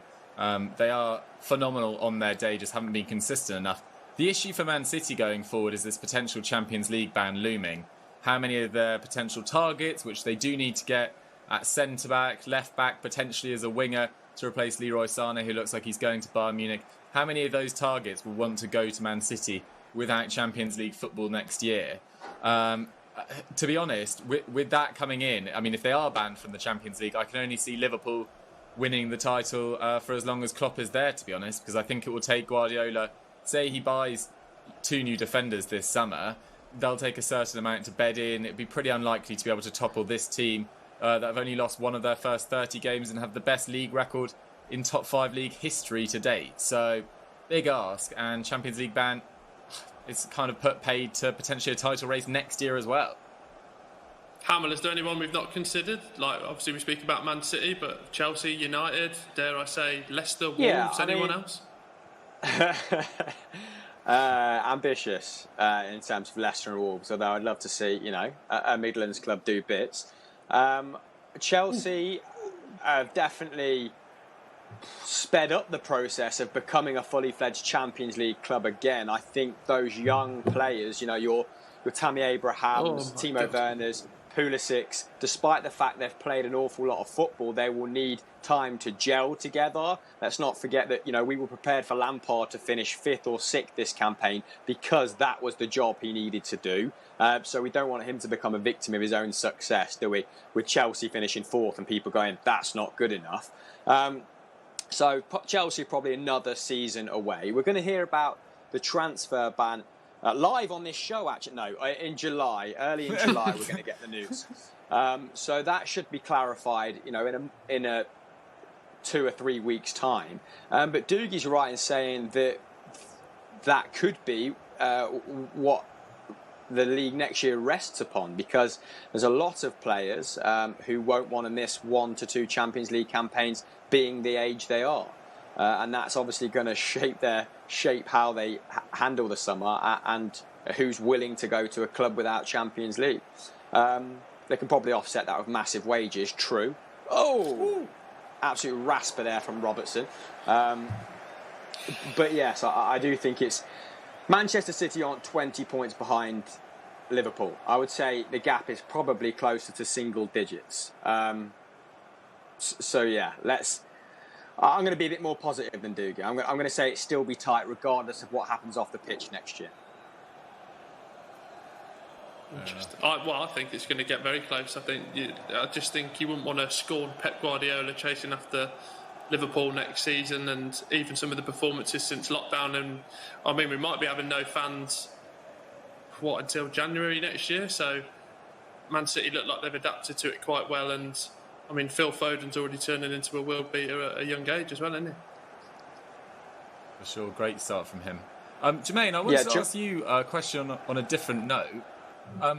This is a bit of a historical look back, but you played in a really good Liverpool side that reached a Champions League final in 2007. I wanted to know, which of that lineup do you think would get in Liverpool's today?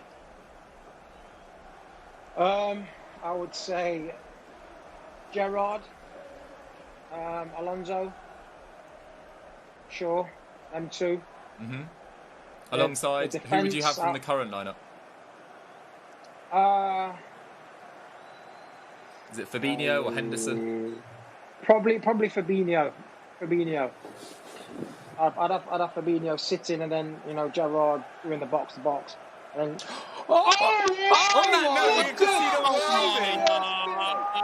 On his 50th appearance in the Premier League, he marks it with an absolute howitzer. That is best goal since Thomas the Hitzelsberger-esque. Wow, oh wow. Look at the venom on 30 this. yards out. That's Absolute against Man City. netbuster. Right on cue. So reminiscent of his countryman Adriano. Oh! Back to your question, Dougie. I'd have Fabinho alongside Gerrard. There you go. What a side. What a headshot. I think we're all just watching in admiration there. That was rising and gaining pace. What an absolute perler. And it looks like he's going to win his 24th out of 25 games at Anfield. He continues to be their lucky charm. Wow. Mind blown. What a performance from Liverpool. I mean, 55 minutes in, and they're coming up against a Palace defence that had a phenomenal record going into this game. I think they'd only conceded one more goal than Man City. And they've now put 3 past them, although 2 have been absolute worldies from Trent Alexander-Arnold and Fabinho, and we've still got 35 minutes to go. So what a performance from Liverpool so far. And Vicente Gaeta in the Palace goal must just be like, what's coming next? He's just getting rained on from well, it won't be all Gaeta, buddy, because it's Hennessy in goal, isn't it? Oh, my bad. Yeah, it's Hennessy, even more so. The shot going through his body right now must be, palpitating. Yeah, I'm not sure he'll know what to do with himself. Well, I just think, thought that this does mean that the 3-3's on now. This also adds a lot of spice to tomorrow's stream as well, doesn't it? Where if Chelsea beat Manchester City, Liverpool will, of course, be crowned champions, just to reiterate. And this could also stretch Liverpool's home record to 56 games. They're in the box again. Got another one. And Wayne Hennessy collects from Wijnaldum again, who could have had a brace in this game. Hat-trick. So what I wanted He hasn't got his shooting you, boots on today. So. Jermaine, about sort of breaking through at a young age, like you did at Arsenal, like Trent's done at Liverpool. What are some of the things you have to deal with from a mental capacity, for that not to go to your head? You have to be humble, really. You have to learn, listen to the senior pros, take everything on board that they're telling you, and not think at an early age, just because you've made 1 or 2 appearances, that, oh, I've made it and I'm a star.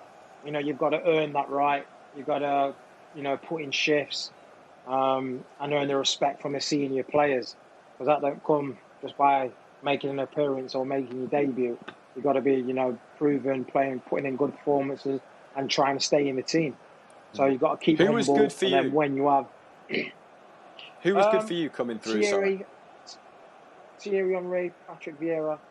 They always used to speak to me. And if they saw me, especially Patrick, saw me, going off the rails a little bit, he would, go, hey, in his little French steep accents and crap accents. He would go, hey, Jermaine, come on now, Jermaine. And he'd be looking down at me like that. So, yeah, thanks, guys. Yeah. Is that when you've been pulling a few pranks, or just not putting it in on the training pitch, or what would you have to do for Patrick to say, hey? But just sometimes, if in training, sometimes I wasn't, the enthusiasm wasn't there, or I would be, lacking of concentration, not pulling my weight, not being enthusiasm as a young professional coming through should be. Because I was very laid back, and I wasn't really the best trainer at times. I used to do my talking on the pitch when it was game day, but you can't be like that. You've got to be in great ball trend. You've got to be in great. You've got to be off 100% going all the time. 2 things. So one, I'm going to have to apologise to any French subscribers that have had to hear both Jermaine and Doogie butcher the accent. Secondly, who was the best trainer then at Arsenal in an era where there was some serious professionals? It's great you say that. Yeah, Dennis Bergkamp couldn't do anything wrong. And then obviously Thierry Henry, he would probably train at maybe 70%, but be the best player in training. Simple as that. Yeah. His boots.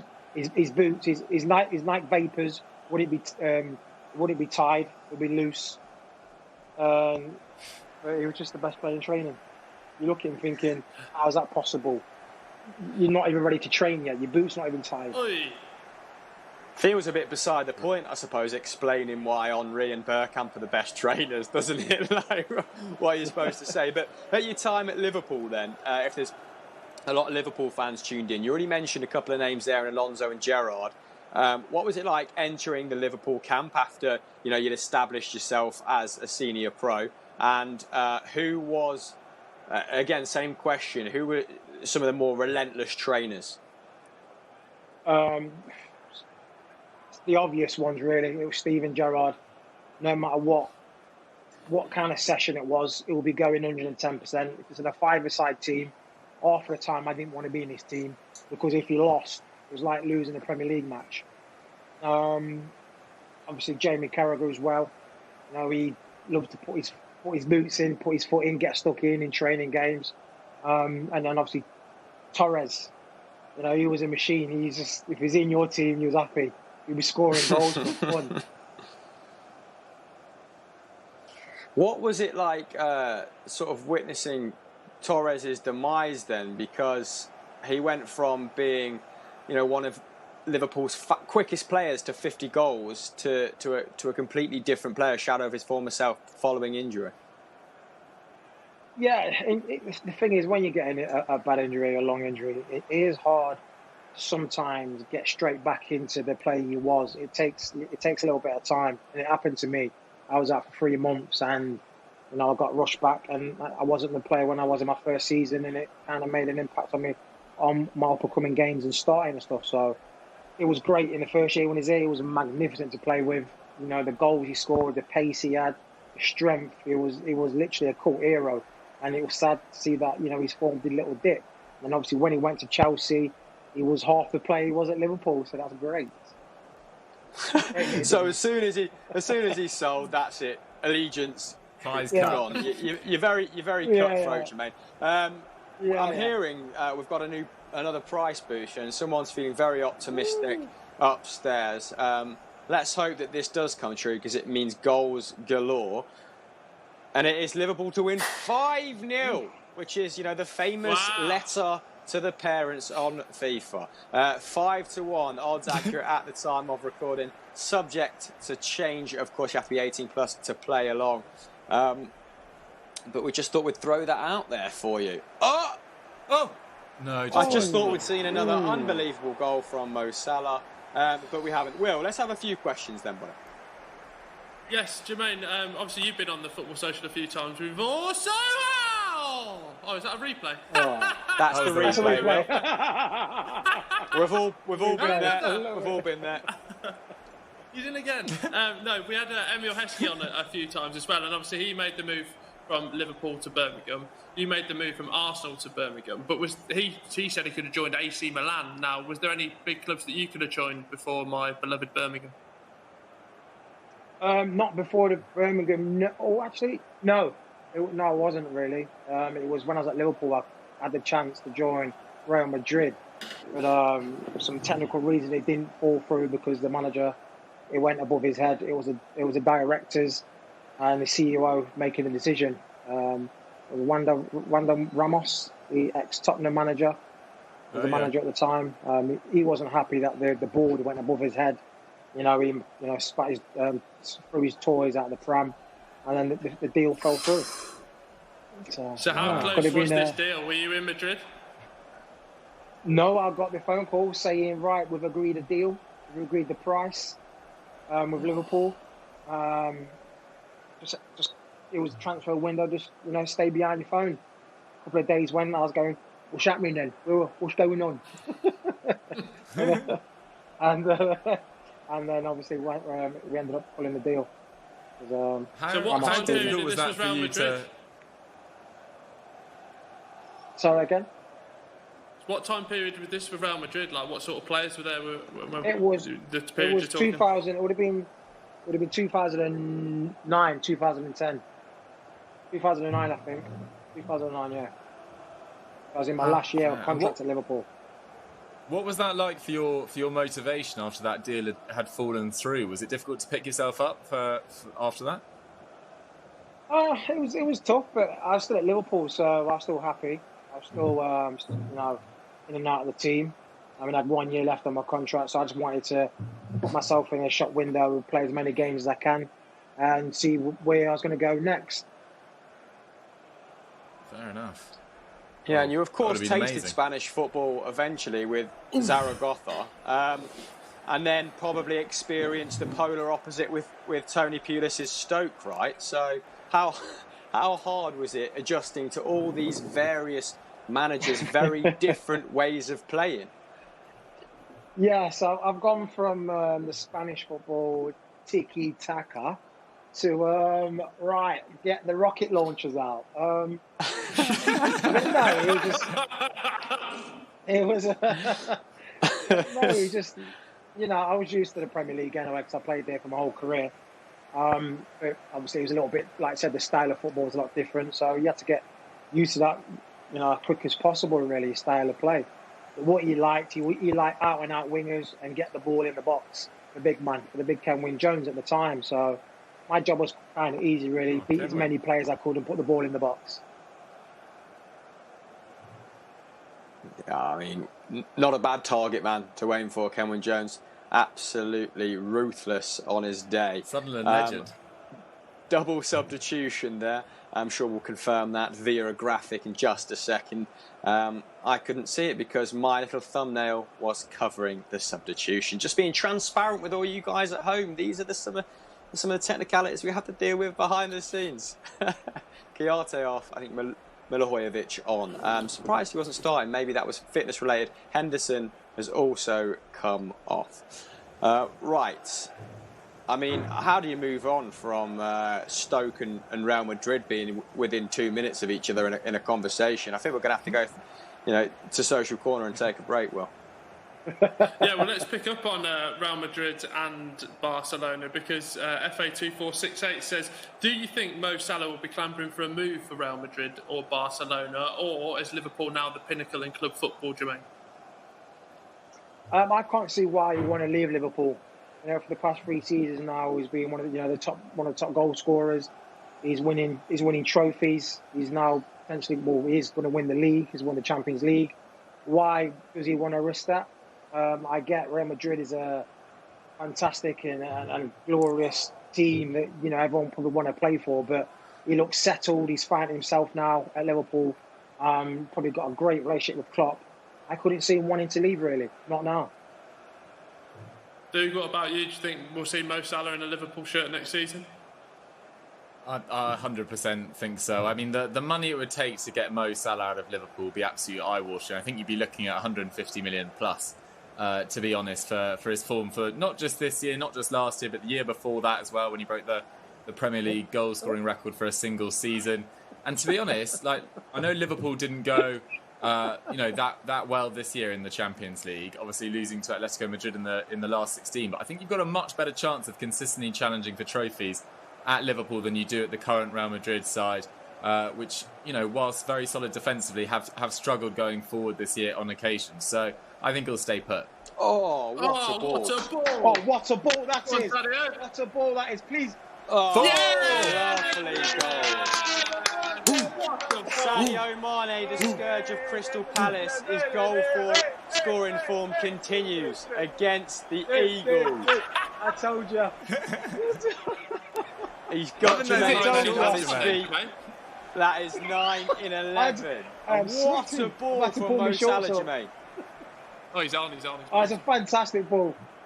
That's why he's not leaving. He's got a great relationship with all the forwards, so he's not leaving anywhere. I told you he's going to get 1 goal and 1 assist today. The result's wrong, but still. Mystic pennant. That ball is absolutely sickening. And I've got to say, since the return of the Premier League, this has probably been the most complete performance by a side. Liverpool have looked fairly normal. This is pre-lockdown football they're playing right now. Sharp, incisive. And just backing up what Jermaine and Doogie said about your very excellent question, Real Madrid, they're fine at the moment, but they've got to ship out Isco, Jimenez, Hazard's barely getting a game. Well, he's getting a game. He's barely registering a goal or an assist. Luka Jovic isn't getting a game. Benzema is in decent form, admittedly. And Barcelona are a little bit of a mess at the moment, aren't they? Trying to offload Ousmane Dembele. If you're a big player, I don't think now's a particularly appealing era to go to either side. They need to sort themselves out. They need to clear house a little bit. So going back to what you said, I think Liverpool are probably the preeminent force in world football at the moment, followed by Manchester City. Oh, just reliving that Trent Alexander-Arnold goal, reliving all the goals. And we've been spoiled today, lads. Yeah, I was just going to say, if you can't see them on your screen, we've been absolutely spoiled. Jermaine, favourite goal of the day so far? Fabinho's. It's a great strike. But then, again, this Mane one, not only was the pass amazing from Salah, but the finish as well. You've got to take it as a tough finish to squeeze that in on that far corner. Fabinho's, just Fabinho's. Rocket, wasn't it? Absolute belter. It was gorgeous. Juicy. Talking of favourite goals, what about one from your career? The juiciest goal you've scored, mate. The juiciest goal of my career is against Chelsea. Oh, you know, mate.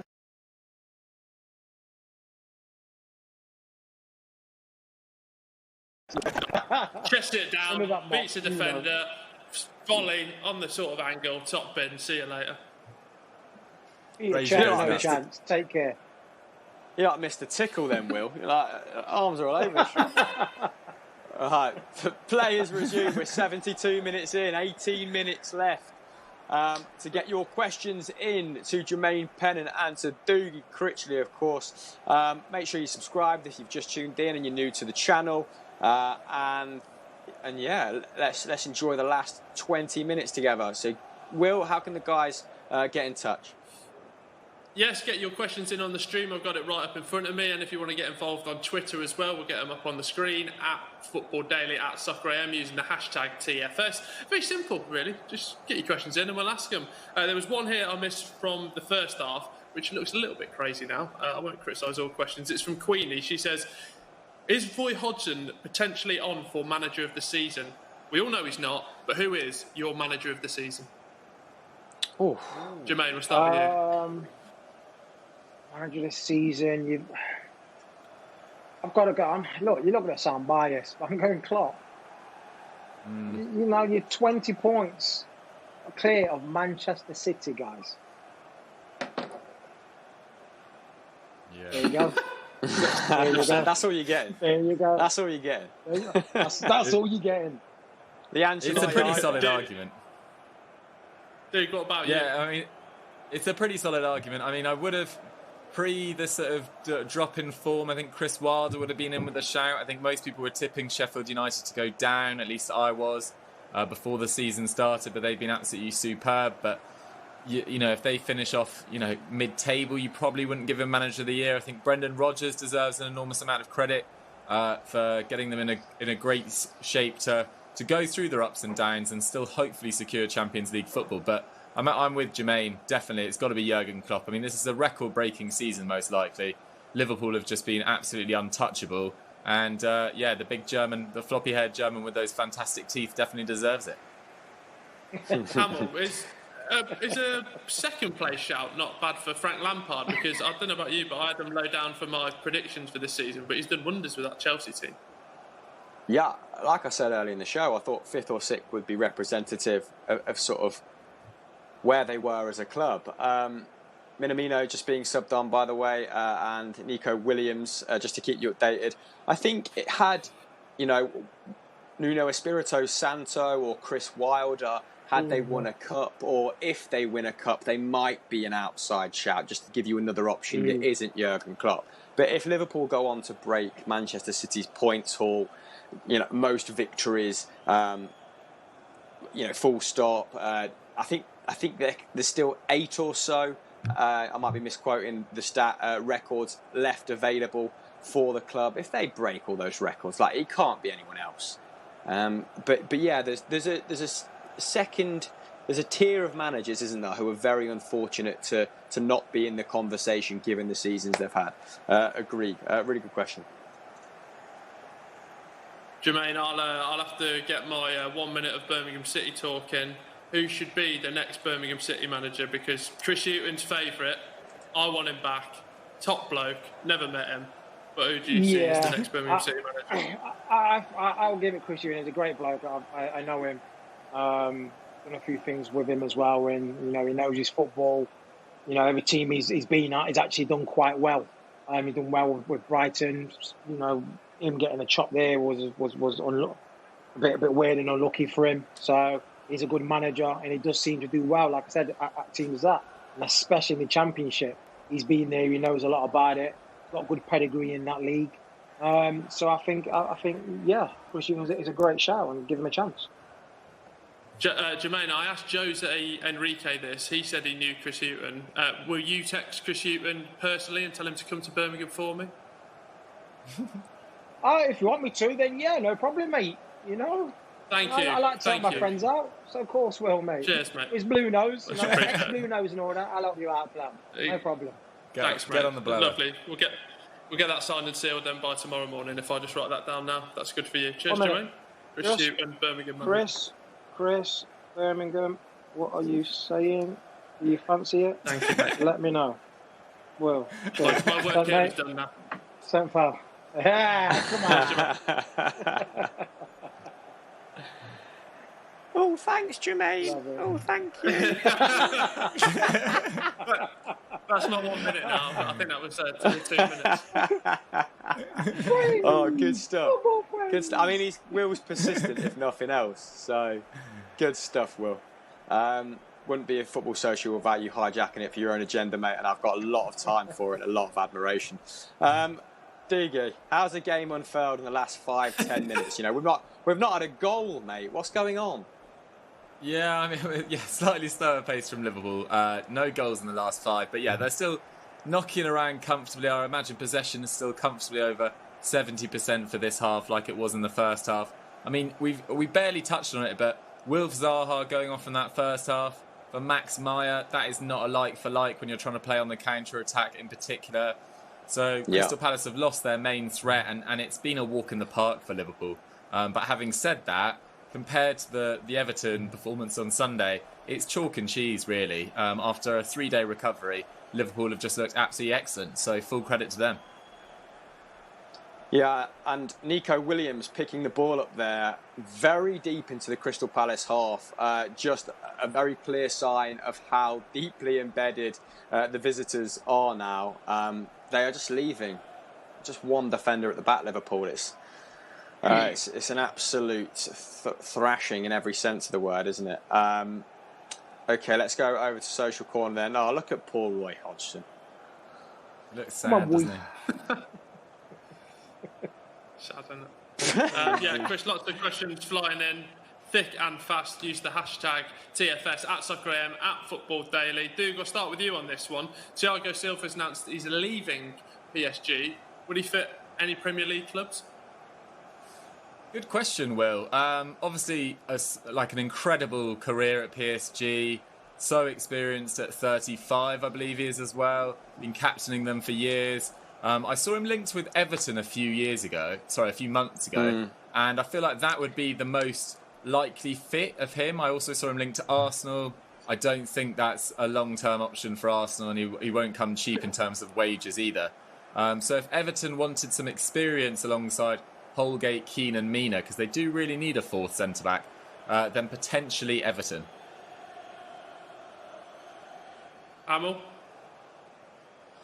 Yeah, like you said, I immediately thought of Everton, and that is someone that Carlo Ancelotti could bring to the club, given his star appeal that they might not have had a shout with if Silva had remained there.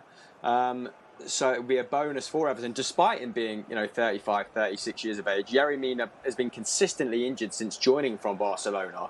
And Holgate's often had to play CDM, hasn't he? So if they can get him on a year's contract, and they are a rich club, Everton, they have spent nearly £500 million since the new owners came in, then I think that would be wise, not least because of results, having a dramatic impact on results, but just helping build that culture up around the club. And that's why he was brought into PSG, because of his fantastic professionalism. And look what happened to AC Milan after he left. I mean, him and Zlatan left in the same window after Max Allegri had won Serie A with that AC Milan side. And I'm not saying that's the singular reason, but they have been absolutely woeful year on year ever since.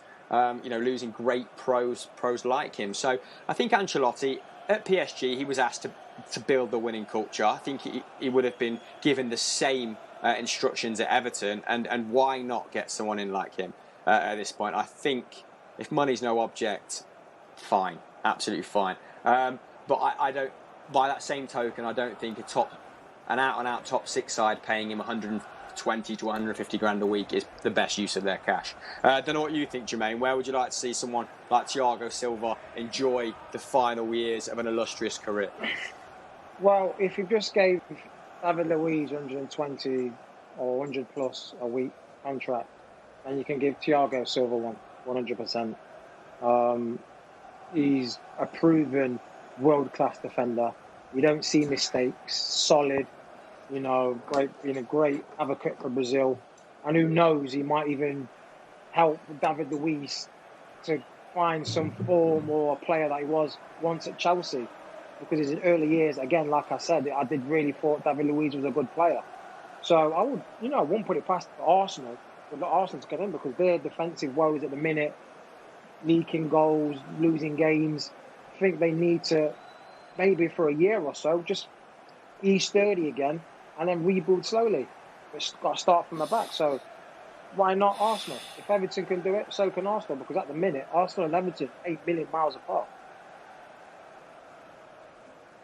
Yeah, of course, Everton. I think only 3 clubs have taken more points since Carlo Ancelotti came in. He's really not just steadied the ship, but he's excelled in some regards. Bit more pragmatic. The football's maybe hasn't been as quite as adventurous as Everton fans would like. I mean, Will Keane scoring a winner against Norwich away from home is probably emblematic of that.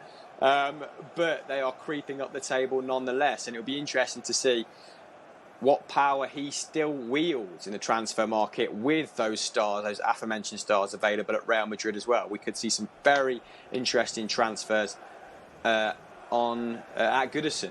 I was about to say Tyneside, but I believe that is inaccurate. Okay, so get your questions to Will before my brain explodes. Where would you like to see Thiago Silva as well? Let us know in the comments below, and we'll read out some of the most outlandish shouts. Will, have you spotted any in the interim period? Yeah, obviously you've been waxing lyrical about Liverpool, Jermaine, but for you, I want to focus the attention down the bottom of the table now. Who do you think are the 3 teams that are going down? Obviously Norwich. Sorry, Norwich, but you're gone. Rubbish. I think Norwich, Bournemouth, and Villa. Well said, Jermaine. Yeah, of course I was thinking of you, Will. Don't worry, pal. Cheers, mate. Dude, what about you? You got a different bottom 3? Not massively so, but I said before the resumption that I thought it was going to be Norwich, Bournemouth, and West Ham, and I'm not going to change my mind on that. I think Aston Villa or West Ham, I think it'll be between those 2 sides, particularly with Brighton looking pretty good since the resumption, and Newcastle picking up some wins as well. But West Ham, I was watching them last night against Spurs, and they just offered virtually nothing all game, and it's goals that are going to keep you in this division right now. And Felipe Anderson, Pablo Fornals, even Mikel Antonio now really struggling in front of goal. So I worry for West Ham, honestly. I'm all about you. Yeah, double substitution there. Sorry, mate. Harvey Elliott and Naby Keita coming on, and the Mane and Robertson coming off. In terms of going down, I think, Norwich pretty much nailed on. I think it's Bournemouth's time. I think they had a very small window of opportunity to build a more well-rounded squad, but they've always been heavily reliant on 3 or 4 individuals in their attack overperforming, and it's come back to haunt them. I don't think Watford deserve to go down. So it's between West Ham and Aston Villa for me, and to be honest, I kind of want West Ham to go down because they shouldn't be in that situation with that squad. I just think they've just been mismanaged, they lack vision, and like Doogie said, kind of a little bit bored of them offering nothing. So yeah, I don't necessarily think they deserve to be up by virtue of being a well-supported local club with a big ground. I don't. So yeah, I think West Ham fans will be the first to admit that they're in deep trouble. I actually think West Ham will join them and Villa will stay up based on the first 3 performances since the project restart, because like Doogie said, that one against Tottenham last night was far from anywhere near that they need the standards to be hitting. And Villa, getting a late point again today, which is so crucial when you think all those 3 teams are now on 27 points. Yeah, I think just West Ham, I think they need the Championship just to clean out this club and almost hit the reset button themselves and come back up with a smaller wage bill and maybe some players that actually want to play there. How many times has that happened though at West Ham? Like it's ridiculous, and they've made big money signings that stylistically don't match with the manager that they then employ. I suppose the whole Pellegrini experiment has cost them in a big way, but. And said he'd be surprised if they didn't finish in the top 6. Wow. Really? I think everyone was pretty positive about their signings in the last 2 or 3 crazy. Last 2 or 3 windows when they had Pellegrini at the helm and Mario Hosios as their director of football, and Diop was coming in, Fabianski, Yarmolenko less so, Seb Haller, Felipe Anderson, Pablo Fornals. Like, these are players that we talked about as good young players of a right age, but they've gone from Manuel Pellegrini to David Moyes, which I just think is just a complete juxtaposition in terms of managerial style, philosophy, even energy. I think David Moyes just acts like it's so negative all the time. Even his interviews are so negative. And he just hasn't improved since he was at Sunderland, in my regard, on that front. So I just wouldn't be surprised at all if West Ham went down. they've just spent so much money on attacking options. They don't have great balance in midfield. They've needed to buy a central midfielder for a long time that's got more mobility than Mark Noble, that's a little bit more tenacious in the tackle than Declan Rice. I mean, he's a very well-rounded central midfielder, but playing in a 4-3-3, he's had little to no support for the best part of 18 months now. But yeah, having your outstanding players like Felipe Anderson, I know he's been injured as well, which has been a bit unlucky, in attack, and then employing David Moyes it's been a strange one. But it's kind of, I feel like more old school owners still have this knee-jerk reaction when things are going wrong to revert back to tried and tested English managers in the Sam Allardyce mould. It's like that plan B is not a guarantee for safety, and they maybe should have tried something a little bit more adventurous or that was in tune with what they were trying to do at first. But it's kind of easy to say in hindsight, and I don't know why I'm getting wound up about West Ham, because I literally could not care less about them. It's weird though as well, because you think that, like you said, they brought Pellegrini in to do that attacking job, and if they hadn't sacked him, I don't think they'd be in this position right now, because like you said, Chris, they bought the players for him, and now you're giving David Moyes these. It's like giving me white trainers. I'm going to go out once and I'm going to wreck them, and I can't wear them again. So just don't give him nice things. I mean, he'd kept them up before, hadn't he?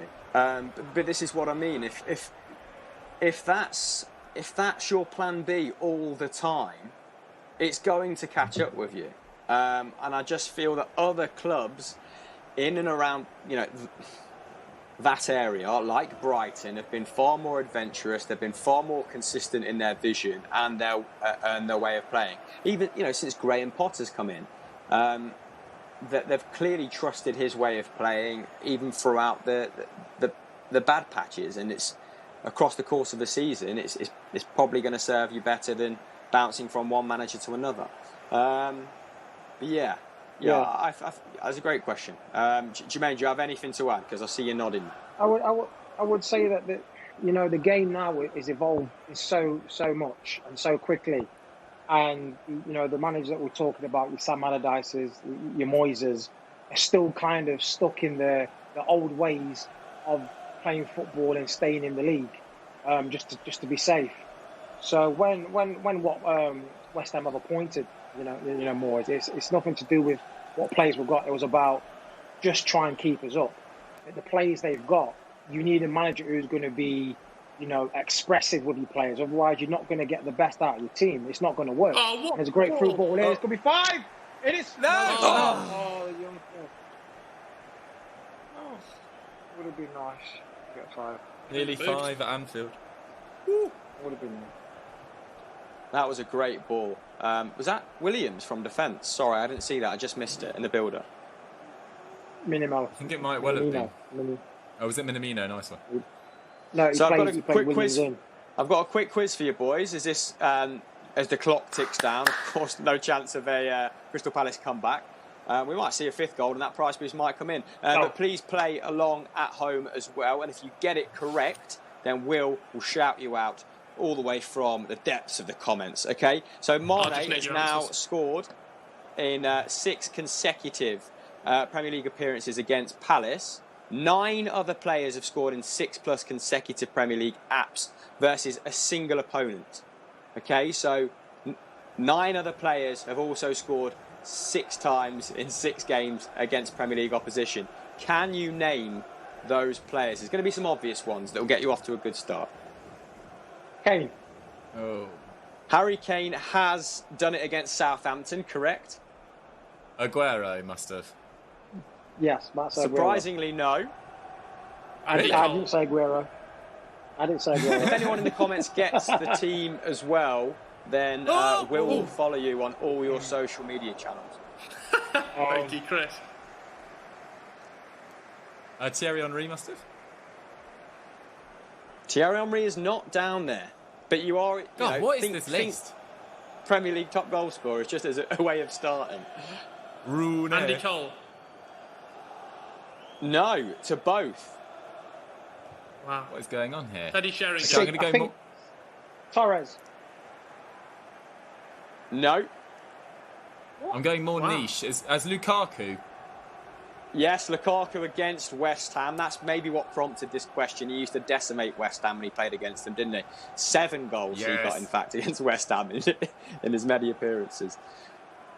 Drogba. I just had a comment come in here from Jennifer. It says, guy bottom left, where's Scooby-Doo at? Which I find a little bit offensive. I am getting my hair cut soon. Maybe I do look like Shaggy.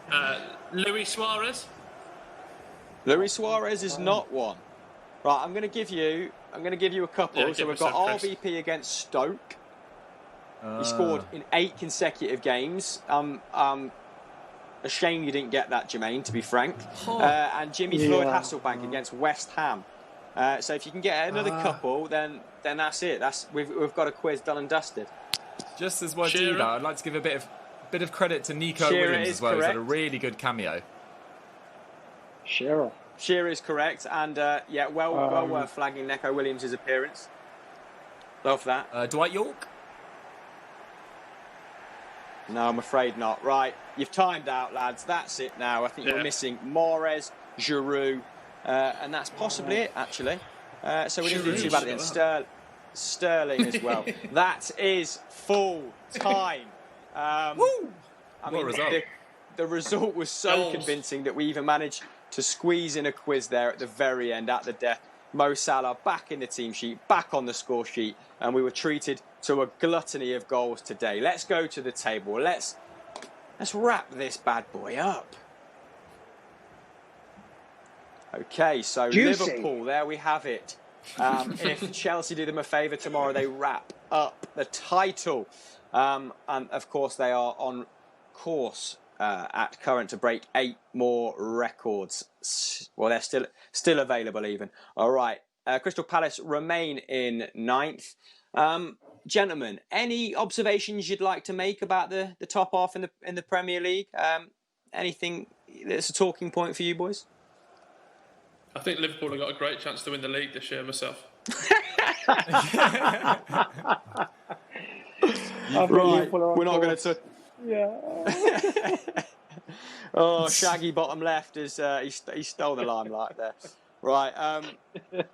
Okay, so let's take a few final questions then, and then we'll plug tomorrow's show, which is set to be absolutely blockbuster, led by our own Pep Guardiola there, bottom right.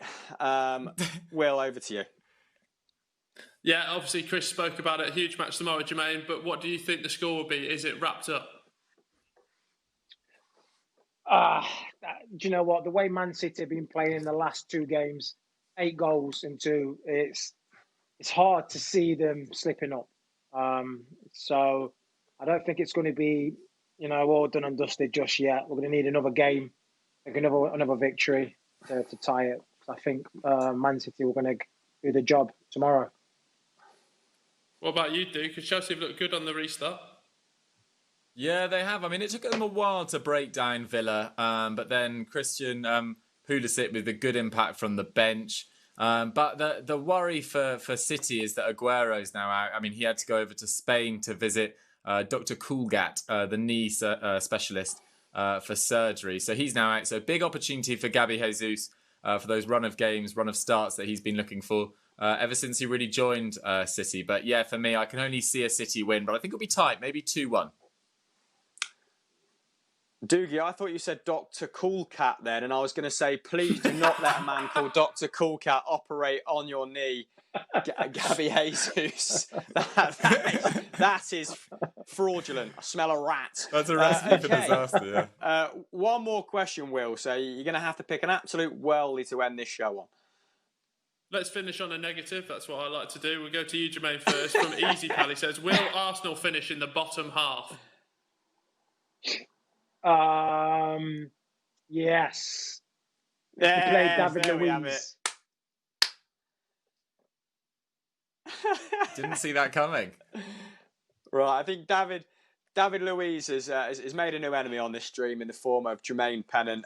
He's not having that 1 year extension by any means. Okay, that is the end of the Football Social today. Thank you very much for joining us, gentlemen. But of course, it isn't the end of the Football Social. We've been plugging it all night, and rightly so as well, led by this man, Doogie Critchley. We are back tomorrow.